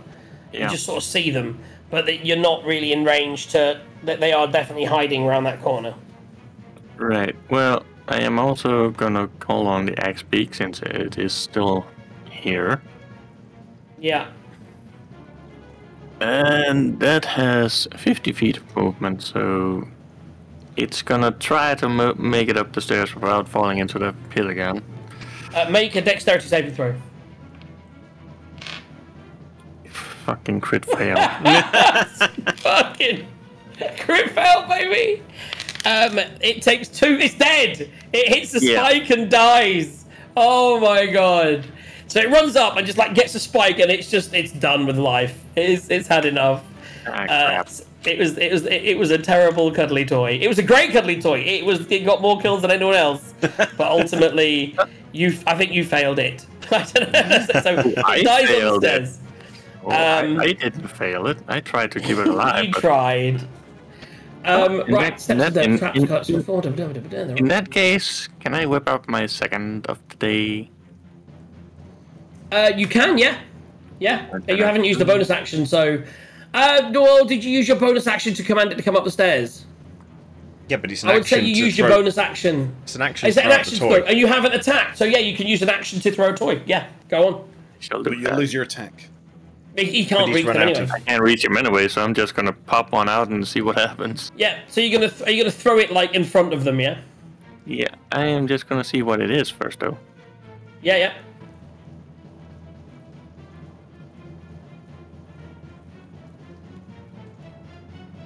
Oh, 2. It's an ape.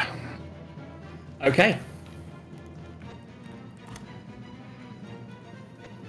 Oh, not kobold ape, just ape. Here we go. Roar, it arrives there.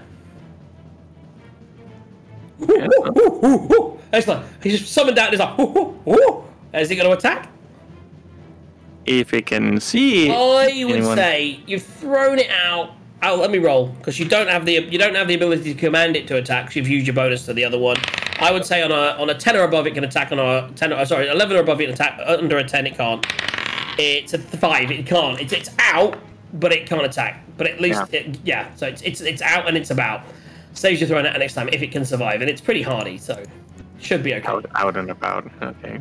So the kobolds, so this ape this cuddly toy just turns into an ape in front of them, and the kobolds are like, "Fucking, these guys are mental!" And they are going to attack the ape. So that's a what is there to attack? Kobolds is a +4, I think, right? Yes, that's 18 on the first attack. That will good. Natural 18 on the second attack, and 3 on the third. So the first 2 kobolds that are right there hit. The one with the sling misses. So they hit for daggers of 1d4 +2. That's a 6 and a 5.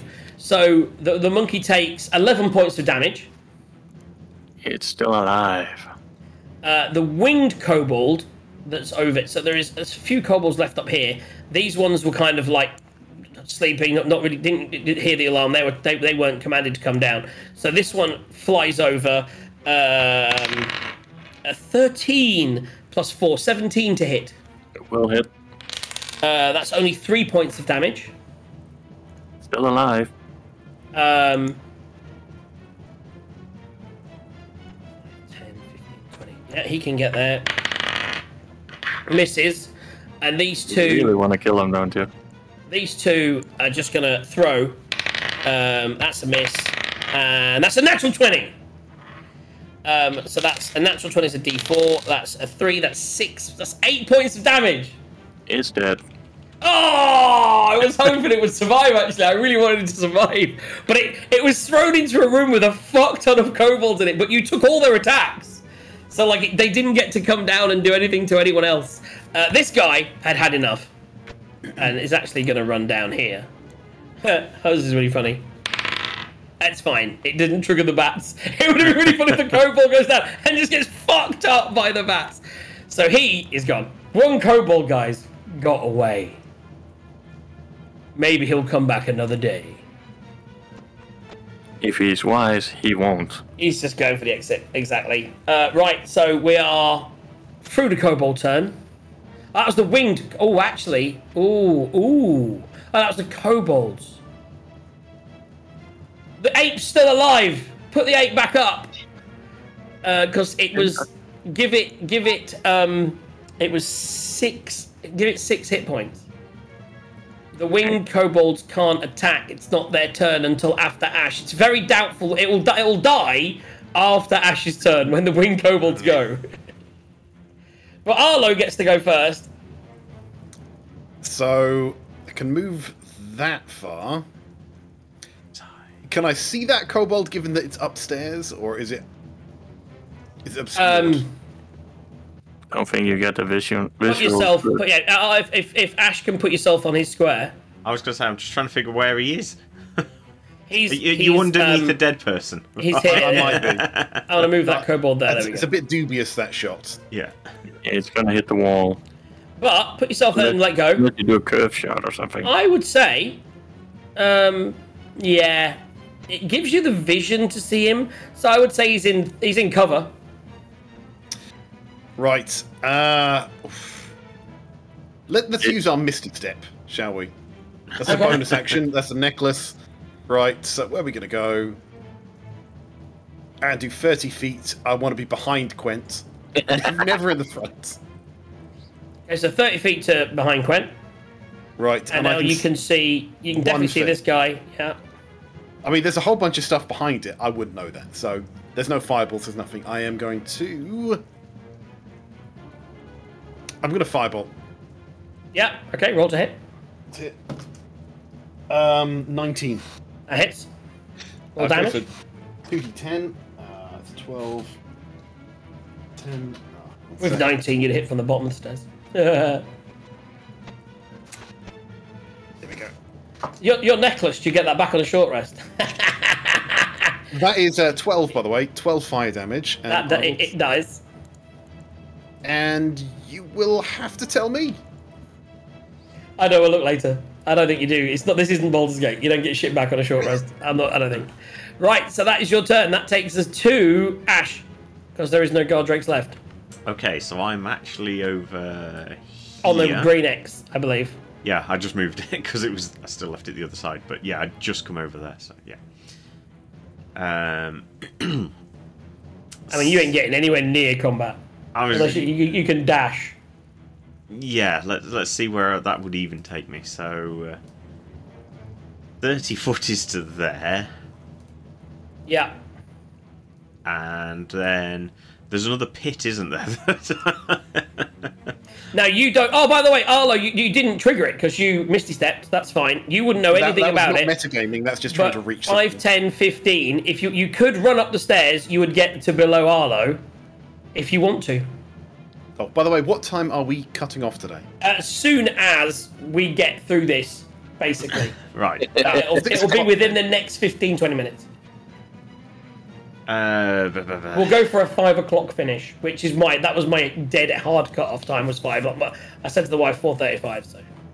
I bet he's texting Mrs. Wait for me, I'm coming. Are you going to the pub, are you? She may be in the pub. Nice. So, are you going upstairs, Ash? Yeah, I think so. So, presumably, I can see where the thing fell through, so I can see there is a trap to try and avoid. I mean, you'd still need to, it walked on the stairs. It is maybe even lying over them as you tried to get round it. You will need to, you won't be perceiving, and is your passive perception above 15? It is not. It's 14. So you need to make a dexterity saving throw on your way up the stairs. Okay. I mean, I wouldn't know not to, so yeah. Exactly. Had you seen it? 13 plus 2, 15. That's fine. So you avoid. You don't even hit the trap. You don't know it's there, but you don't land on it. Excellent. So you're still not aware of it. Is the funny thing, but you're fine. Okie dokie. And then I don't think I can do anything useful with a bonus action.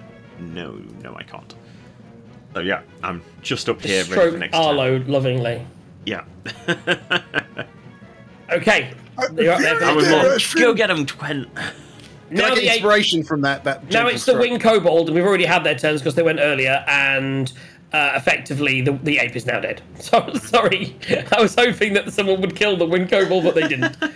So ape dies, and that's their turn, and that takes us to Taser, who is as far away from anything as possible.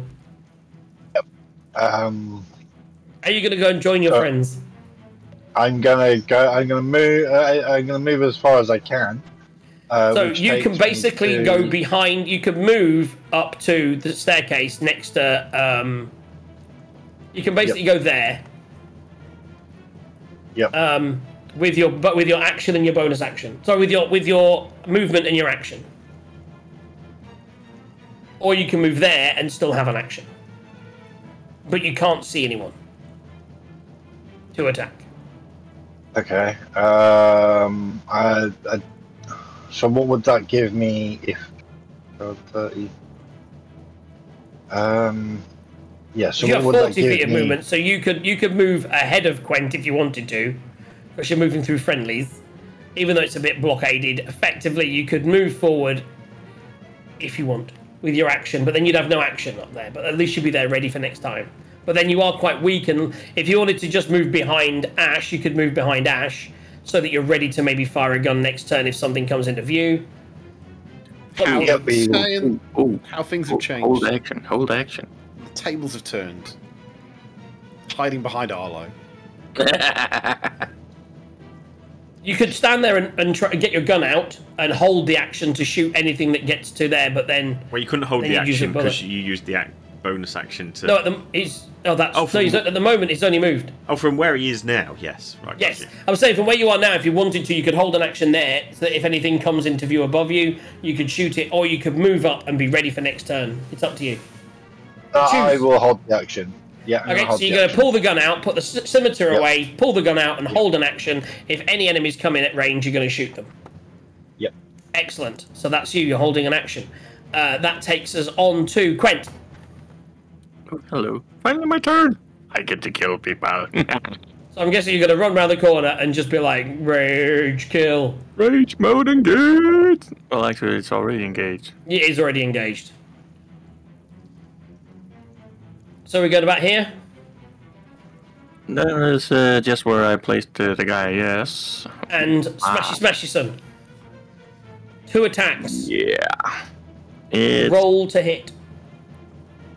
gonna be for the center. The one directly above me is gonna Yeah. get the first. Ooh. Smashy is good. What is that? I can't see. It's big, isn't it? That is 15 plus Plenty. 7. So 22 to hit, which Yeah. I believe just maybe hit him. I don't think their hit points are even more than your bonus, so you definitely kill him. Oh, by the way, I also got this one. Yeah. Again. Oh. Yeah, He's definitely dead. I would say so. 16 plus 8 necrotic. So you come off through the first one, and then you back swish to the other one, roll to hit. That's the plan. Ooh, That hits. 25 to hit. And then roll damage. A good one. Yeah. And that's him. So you 15 basically damage. cleave through the first 2. And the ones that ran away like, I knew we should have just ran like the other one. We should have gone down the other stairs. Why did we come back in here? There's not even more of us than there was before. We're fucking stupid, that's why. Yeah, now there's less of you. And that takes us to the kobold. The one kobold that's not winged that's left. He's gonna I'm fucking trapped in here now. He's just gonna run up and he's gonna pounce on you and stab and miss. Yeah, so he's now jumped up and he's here. And do you know what? Actually, he's like, fuck it, and he's gonna go. He's gonna book it for the stairs, knowing that he can't. You can get attack of opportunity if you want. I will definitely take an attack of opportunity. Oh crap, my dice just rolled away. 1 sec. Oh, Dice down! Dice down! I see it, but it's I have floor a spare 20. dice. Floor 20. Oh yes. That hits. So 19 to hit. roll damage. Reserve dice to the rescue. Ooh. Oh. Still 6 damage. Is enough. So as it runs over you, it jumps over you, swishes down and misses, lands on the side going, I'm out of here! And you just swing around and boom, it in the back with the axe. And it just stumbles forward and collapses dead. That takes us to Arlo. I'm going to move 1 down. I can see 1 kobold. I'm going to firebolt. So that is going to be... Yes. This is where I thought you were going to waste Fireball and just kill the last 3. I was tempted. The missus is in the pub. Yeah, exactly. Fuck the That's spell 14 slot. Oh, 14 to hit. 14 hits. Right. And that's d10s. This would have been a much quicker fight, but at least you get the bats involved. That could have been horrendous. Nine to hit. Sorry, 9 damage. 9 damage kills a winged kobold. So which one are you going for that one? Yep, and I can't see anything else, so back behind the wall I hide. Okay, that takes us to... The guard drakes are gone. Ash, you're up. Right. Twin spell! I'm not going to waste twin spell on them. Twin spell! Don't you get them back on a short rest, though? No, I don't get sorcery points on okay. short rest. Then it'd be worth it, because you are definitely going to short rest after this, I would think. Yes, yeah. So I'm going to move down to where I happen to be for filming. And then what I will do, which is similar, assuming I've got spell slots for it, yes. So 2nd level magic missile, so that's 4 darts, 2 at each. And this is doable. This is doable. It might not quite be enough, but tough. we'll try it. Yeah. They have 7 hit points, guys. They have 7 hit points. Now that you've decided, I'll tell you. So 2 missiles each. So what's it? 1d4 plus 2? Twice. It's 1d4 plus 1 times 2. So yeah. So I'll do 2 of them. So roll 2. So 3 plus 1 is 8 points. So one of them. So the first one is down. So I just need to do the same again. Here comes double 4s. Oh, boom! How do you want to do this? So yes, magic missiles just fly out, both from either side, smash them together, and they go down. Oh, they almost become one kobold smashed together from force. And on that, we move on. There's one little bit of so as Taze does, you go to join your friends. What is your passive perception? My passive perception is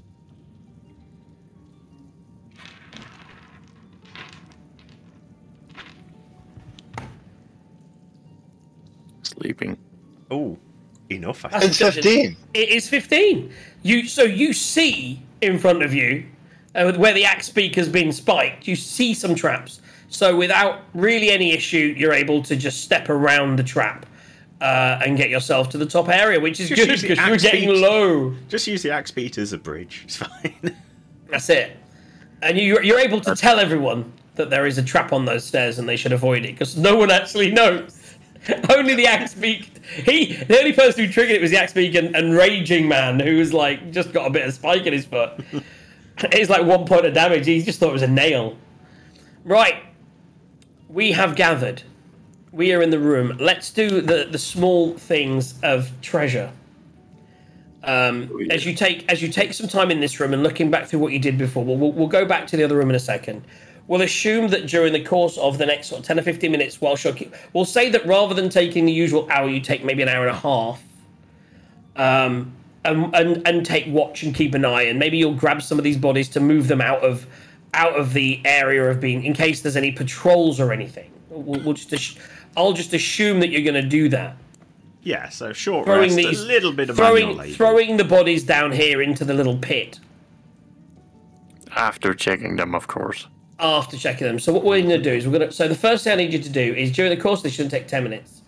As a group, you feel free to split it as you will. You gather up 38 gold pieces, 152 silver pieces, and 704 copper pieces. If someone wants to do the math on that to what it is, and then split it. How many silver? I've got 152. 152. Right.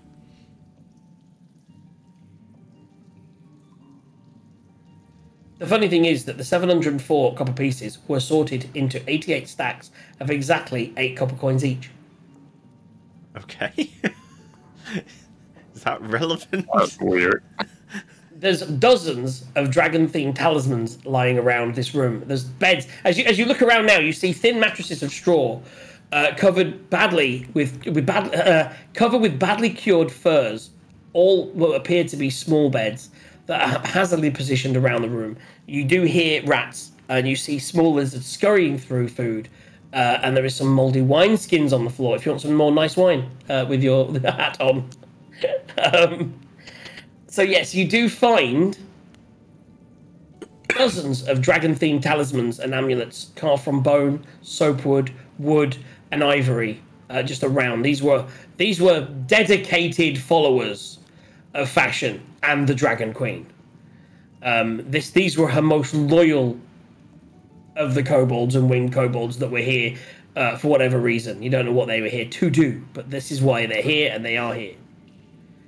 So yes, if you want to, you can take any of those amulets, or nothing magical. The workmanship on them, for the most part, is terrible.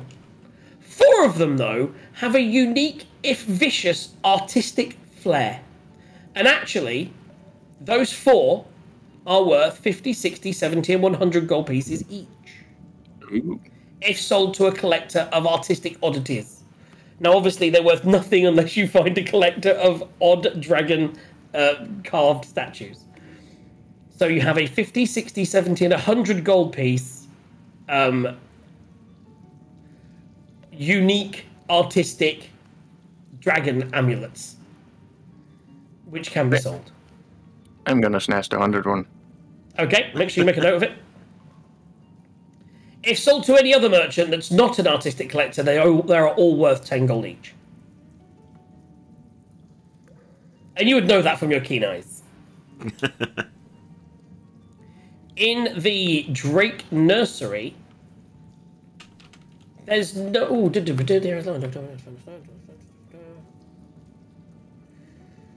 You do spot the area with a key. You go down there, and you can see it was like a little training area where the guard drakes would have been. Where does that come from then? Must be somewhere else. Yep, it's just the pits. Though it's basically like a fighting pit that they were in. There is no... The loot that you get gold-wise is pretty much all that you get in that section. You are also in there where there's nothing. And... 7, 4, 3... Yeah, that's it for now. So you still haven't got into the stinky area or down the stairs. But from this area of... This basically seems like almost like a barracks. Yeah. Where the kobolds were living, and whatever they were doing here is what they were doing. You know, this was the barracks, down the stairs was the training area, and the area that you came through so far is almost like an entrance area. Yeah. And again, you didn't trigger the bats. Somehow. What was the money find? Yeah, I guess you had that number. Did you divide it by 4? Let us know. I have not yet. It's 38. What's that? It's 22 golds, 2 silver, 4 copper. Oh, okay. Oh, right. Yes, I see what you did. Yeah.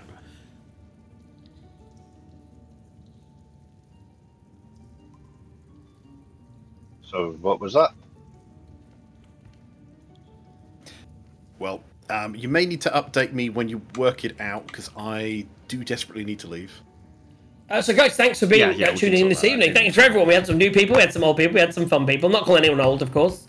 But thanks, Trace. Thanks, Mrs. Landis, if you want to stay for the whole thing. Everyone else, well done for sticking around. We had a lot of combat. Sometimes it's like this. Sometimes they just shop. And sometimes they just talk to people, and that's that's just what happens in D&D. Sometimes you're walking around a town and asking questions. Sometimes you're in a dark, dank cave that sounds like this. And you avoid bats and fight kobolds. They've come here. We still don't know what the cave's about. We still don't know why it's here or what's happening. But you know that there's some training kobolds. We know there's a barracks. And you've killed a lot of shit. Do we know why we came in it? There was some random person in at the bottom. Effectively, Leosin, you'd been asked to investigate the cave in general. And what's here, because even Leosin knew that they were bringing food into here but didn't know why. There are suspicions. You heard clues. You heard that they may be bringing some of the dead prisoners that died on the job into here to feed something. But that's all you know. You also know it's a dragon cult. I mean, there's 2 and 2 that can be put together. Who knows? Yeah. You also know that this is where at least someone senior hung around with some extra people. You don't know why. But most of the camp has been abandoned other than what's in here. And that's where you're at. Yep. You have survived the barracks. You have run through a lot of traps. Right into a lot of tracks, yeah. Triggered most of them multiple times. Before you leave, as you're on a short rest, do you want to hit short rest and roll your hit dice so I can update your tokens with your new hit points? Mm-hmm. Right, let's see where we get to then. Then I'm going to go and put food on, and Arlo can go to the pub, and Quent can get ready for his session later if people are going to join him. That's the plan.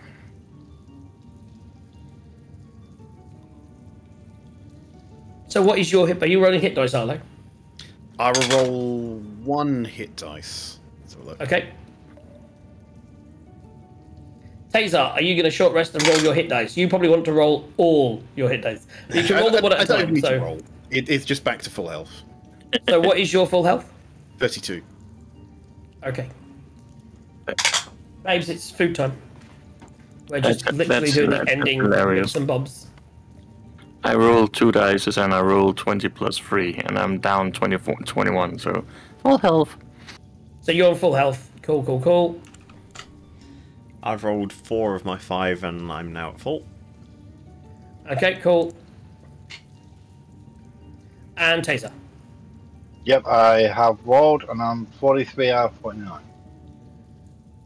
43 out of 49, yeah? And you've used all your hit dice, I imagine. Yep. Yeah, so you'll get half back on a long rest, but for now you're all taking a short rest. You're all camping up.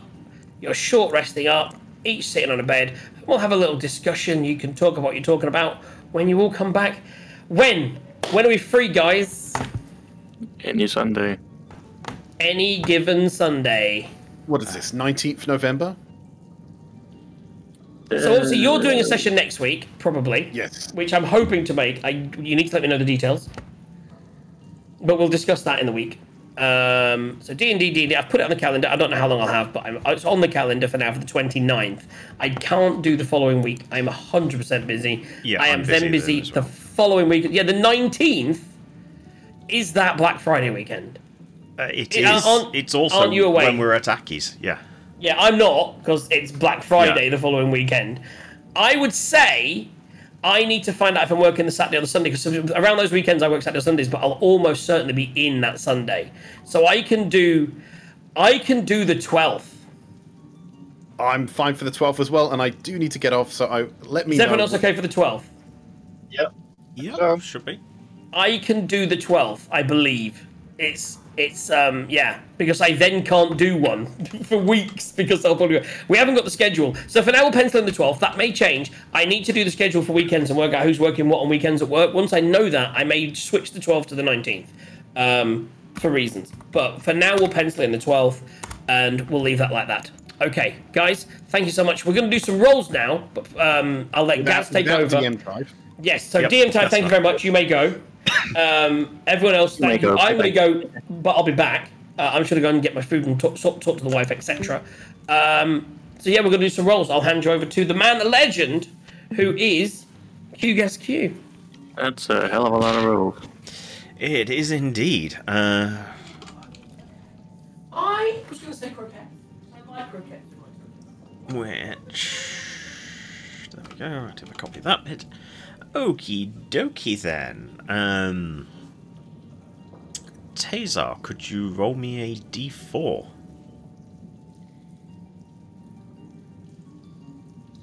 That's a 1. That's Paola Woda then. Right, Quint, could you roll me a d4 as well?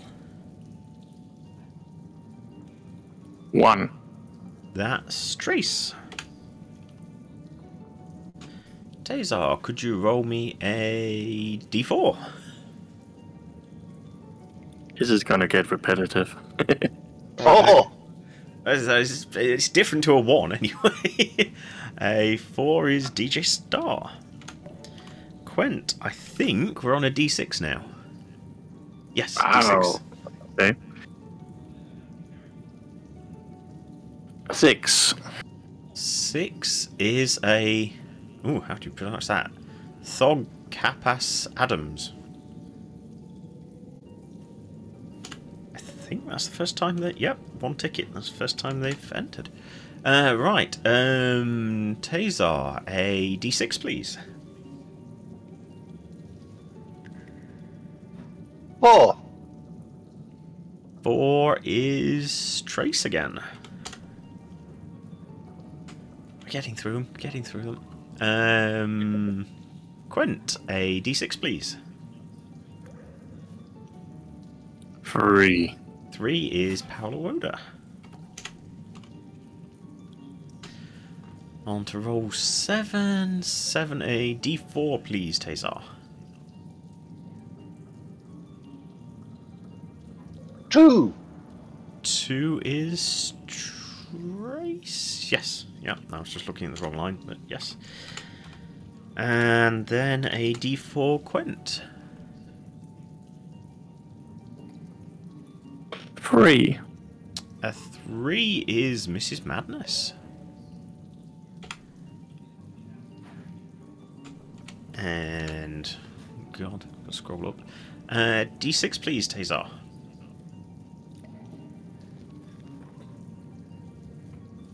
1. 1 is Trace. I want to roll 1. Go on then. Roll a D4. D4 is a 4. 4 is Josuke Allier. Did Mrs. Madness get any draws? She's just had 1, yes. Yay! So I New think people. Next one was Quenta D6, please. 2. 2 is Josuke Allier again. We're getting there, we're getting there. He had a lot of crit fails and successes. Oh, and then the next 2 don't need rolling because there was only 1 entry. So, Trace got one of them and Josuke Allier got the other. There you go. Slacking on your entries, people. Well, apparently there's people have. Well, I'm sure I saw one that DM Tithe entered, but it didn't roll that way. But I didn't think we could roll while playing. You can't, and it shouldn't have let you enter. No. No, it says DM. Unless I've misread it, but I'm sure I read that. I don't know. No, Sure, DM Tithe is far was- too busy to enter. No, there's no DM Tithe entries in there. Right, Bear guys. in mind, I put descriptions in, so it does say It's- DM it's a few it's times the when the reason DM of rolled. the thing, yeah. And there's a DJ He Star failed. Yeah, in it- there, but there's no... Yeah, it may have been DM to hit. Yes. That's probably where I saw. That's where I thought DM Tithe entered. Maybe I misread it. So, confusion's a thing. It's very exciting. We had some, but also in the game. I mean, at least one person got confused and didn't get to move for an entire turn. Oh, I think I let him move on his turn as well. The bastard! He got away with it. Why is Tazar's token rotated 45 degrees? He You just know looks what? sleepy. I like it. I like it. I don't know how that I happened. don't but it's know. I can't do anything about that either. I can't even figure out how to roll it around. I can move it up, down, and move it, but I found it. There we go. Do. There we go. Upside down, Ashrin. He's How'd you Australian, do mate. that? Right, there we go. There's a little thing at the top. Right, guys, thank you so much for tuning in this evening. I do want to say, by the way, so I've got a new screen, guys. Not a new screen, I've got a new way of doing it now. So with my new, you know where you set up your things. So now I have, here is everything. And that's where the actual thing is. So we And need to behind- remember where all of those are then. yeah, exactly right. But then over here now, halfway on the screen, I've got my actual descriptions, everything that's all in note things. I move the whole campaign into there mostly for the. I do it per session, so I've still got enough for a whole of the next session in here with traps and the descriptions I read out in yellow. I did all this myself, and then down here is where I pop things out. So that's where like the enemies are, and then over there's you guys. We haven't. So cool. Yeah. And over we here haven't put. is Twatch, and all your character sheets and everything are on there as well. We haven't put out the mention. Means I can't work on the silencer at the moment. Damn it. And Sirenscape, of course, runs all my buttons down the Stream Deck. Hence the reason we have amazingly cool dark sound, the lovely sound of a damp cave, which I did. I hope you enjoyed that little lesson. I hope you enjoyed everything. I'm now going to go make Toad in the Hole. Nice. We've got roast pork. And then, yeah, Toad in the Hole with croquettes. Croquettes, Toad in the Hole and vegetables, and American football for the evening. Welcome to Sunday. Dungeons and Dragons, American football and fun. Have yourselves a great week. We are not on Thursday, because it's the following Thursday, because we had to move it. But we are here on Friday for a very special Halloween show. There'll be a Halloween mix, if I can get one done in the week. And there'll be lots of Halloween-themed goodies, so don't miss that. And of course, I don't believe Madness is here, though. JJ, we're working Sundays? No, but we will be in November, which is when we're planning these sessions for. Black Friday, for example, we always work all weekend, Saturday and Sunday.